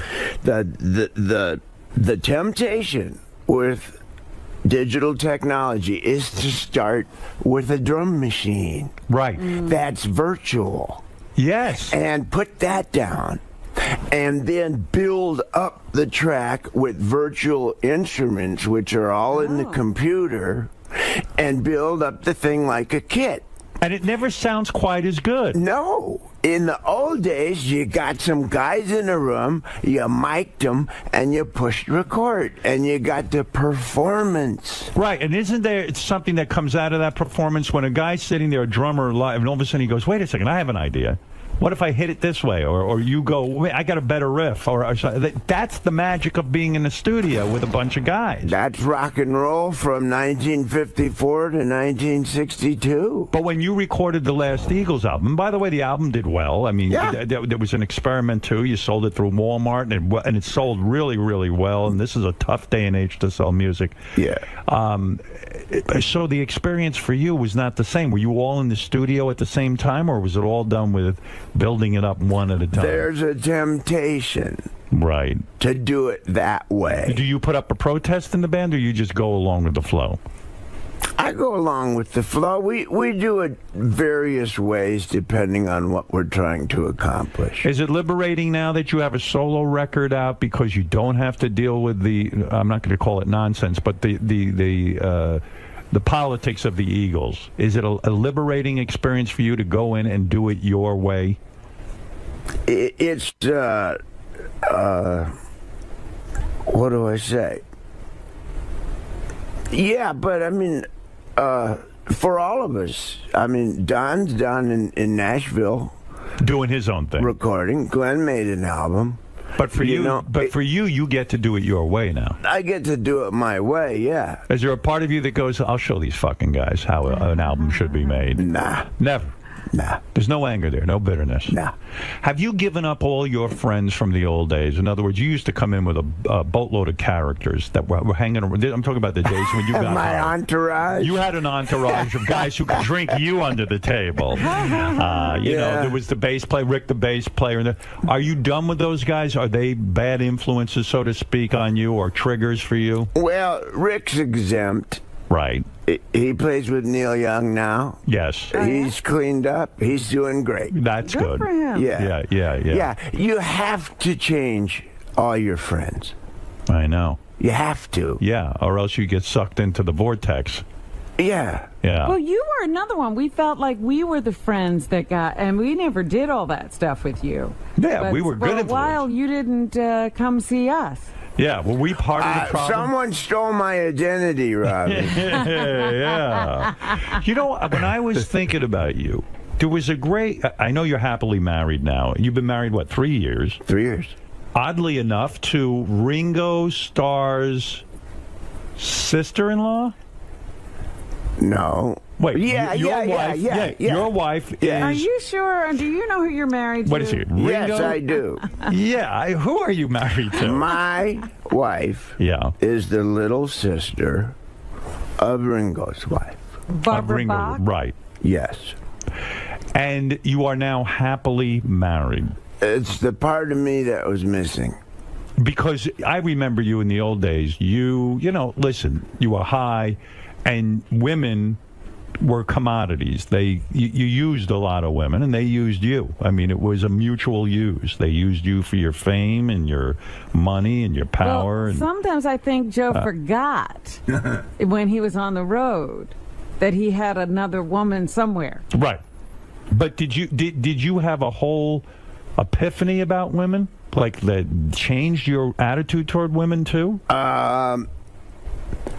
Well, the first thing that you can't do when you try to get sober is have a relationship. Right. They say that's the worst thing. Yeah. So I did that for a while. You did. You did all the wrong stuff. You sabotaged your recovery by being in a relationship with a woman during it. Yeah. Yeah. Yeah. And that didn't work good. So they're right about that. Yeah. These people know what they're talking about. Yeah. It didn't work good because she becomes your drug, right? Or a reason to drink. Ah. In other words, you'd start fighting with a woman, the relationship gets too heated up, you haven't worked on yourself enough, and then boom, everything goes kablooey and you need a drink. Her fault. Women are a great reason to drink. Wouldn't you agree? Yeah. Probably just any relationship with anybody is a reason to drink. Yeah. Like Joe's so charming, nothing could be a problem about Well, you know what? I think like Joe, I have problems with everybody, so I think anyone would make me drink. There you go. Man or woman. There you go. Congratulations on your marriage, by the way. Oh, thanks. Yeah. I'm glad we're both happy. Yeah, no, very, very happy. Yeah. I really am. I mean, I understand what you say. To get a real partner. Yes. You know? And to feel good about that situation is remarkable. And it's the part of me that was missing. But don't you think it's the change in you that allows you to have that with a woman? Yeah. That's what it is. Yeah. Yeah. You had to grow up. I couldn't have had any relationship like I was. Did you go back and say to any of the women you were with, and I'm sure you hurt some women and some women hurt you, but did you go back? Even remember, you used to have the great joke, my ex-wife plaintiff. Yeah, did you call plaintiff? Did you ever call plaintiff and say... Which one? Any of them. I made amends to a lot of people. You did? Yeah. Was that hard? No. Once you do it, does it unlock something in you? Like, does it open up your heart? Yeah. It does? Yeah. And so you would call... Did you call your ex-wives? Mm-hmm. And you said to them, look, I'm sorry I put you through hell. I'm sorry I did I put you through hell. Were they all receptive to that, or did some of them say, you know what, Joe, fuck yourself? There was both. Both of those. Some people say, I understand. I'm glad you're sober. Some people say, up yours. And some people say, I don't believe you. In other words, the important thing is me. You said it. I'm better for it. Right. And what is it? If it's a phone call or a meeting, and you go there and you confess to them that you were shit or whatever, you were confused. Yeah, you look them in the eye and you tell them, hey, I was really a bad person to you, and I regret it, and I'm sorry. Wow. Boy, that's heavy. That's hard. It's heavy, but, I mean, that's part of recovery. Because you live in all that garbage. You constantly, even now, everybody, goes into the past and digs around in a pile of stuff. Right. And you look for something to be mad about. Right. You look for something to get in a bad mood about. And you attach an emotion to it. And then you're in a bad mood. And none of that exists. All that anger is in you. Yeah. If you clear that out by making amends, you stand a chance. Right. Well, it's a tough... I tell you what, that is not an easy assignment. Has he decided to have more children? No, you're not having more kids, are you? No, I have lots. Yeah. How many kids? I saw one of your daughters on a TV show. Lucy. She's a very talented girl. Yeah. Yeah. She wants to make it in the music business. She's also acting. She's pretty serious about acting. Good-looking girl, too. Yeah, she's nice. Yeah. And then I saw they got you on the show, too. They schlepped you out. I was like, oh, poor Joe. Well, I showed up for her. Yeah, right, I know. I knew you didn't want to be there, man. I was just watching it, and I go, oh, my God. Me and Dee Snider. Yeah, you guys are all on there. We showed up for our kids. But I know what that show was. Yeah. I enjoyed the show. Yeah. But it was the kids of rock stars who show up, and they had a competition. Yeah. So, but you see these competition shows. That's not the way to really make it. I'm a judge on one of these shows. I know you are. How's that going? I love it. I love it. But I tell everyone, in fact, I don't God know. You are. Well, you don't want to know something? In Vegas, I tell these guys, I don't know if they're going to show it. They don't show everything I say. But I said to them, you got to remember, a lot of hard work goes into it. When I saw them fucking off or doing something weird, I'd say, I know musicians. And these guys work their ass off. They might look happy-go-lucky, but how many hours did you spend in your life not only sitting alone in a room with the guitar, but also going out on the road and playing in front of people and learning that, even if you're playing in front of two people, life can really suck and it's not that easy. I mean, there's a lot of hard years. There's no quick fix, right? It's your 10,000 hours. Your 10,000 hours. And you put them in. Yeah. Yeah. And you have, too. Yeah, I mean, we all do. You used to sell mattresses. I did. I still do. I was shocked to learn, though, in your life, one of the great romances was Stevie Nicks of Fleetwood Mac. And this was kept on the down low, even during your whacked out years. Yeah. How'd you do that? But she says you were the love of her life and probably still are. What, is she one of those people you had to call and make amends to? Mm-hmm. Wow. She's special. She was in love. One of the greatest songwriters ever, right? Stevie Nicks. Yeah. No? Well, am I wrong? I mean, songwriters, in the big picture, all of us from the 70s are memorable and notable, but I mean, the greatest songwriters are like guys from the 30s and 40s. And do you really believe that? You don't believe Jimi Hendrix was a great songwriter? Paul Simon? Yeah. Okay. You don't consider yourself a great songwriter? Well, I don't think it's fair to say one of the best ever to anybody. But what a powerful couple. But Stevie Nicks and Joe Walsh. Stevie's very high on the list. Were you in love with her? Did they write together? I don't know. Did you guys ever write together? She helped me do the Confessor album. No kidding. She rode shotgun with me on that one and gave me some direction, and she's really good at the craft of songwriting. Which means what? Sitting down and really putting a pen to paper and actually trying to figure out the lick and all that? Left to my own devices, I will have 85 pieces of paper with a couple words on each. Right. And people like her and my wife Marjorie now help me get 85 words on one piece of paper. How do they help you do that? I mean, you're a songwriter. It's a creative process for you. How do they focus you to take all those 85 slips of paper and combine them into a song? Well, my wife is a closer. That's what she does. When I say it's the part of me that was missing, I got a little attention deficit. Right. But in the 50s, that wasn't diagnosed. You were just difficult. Right.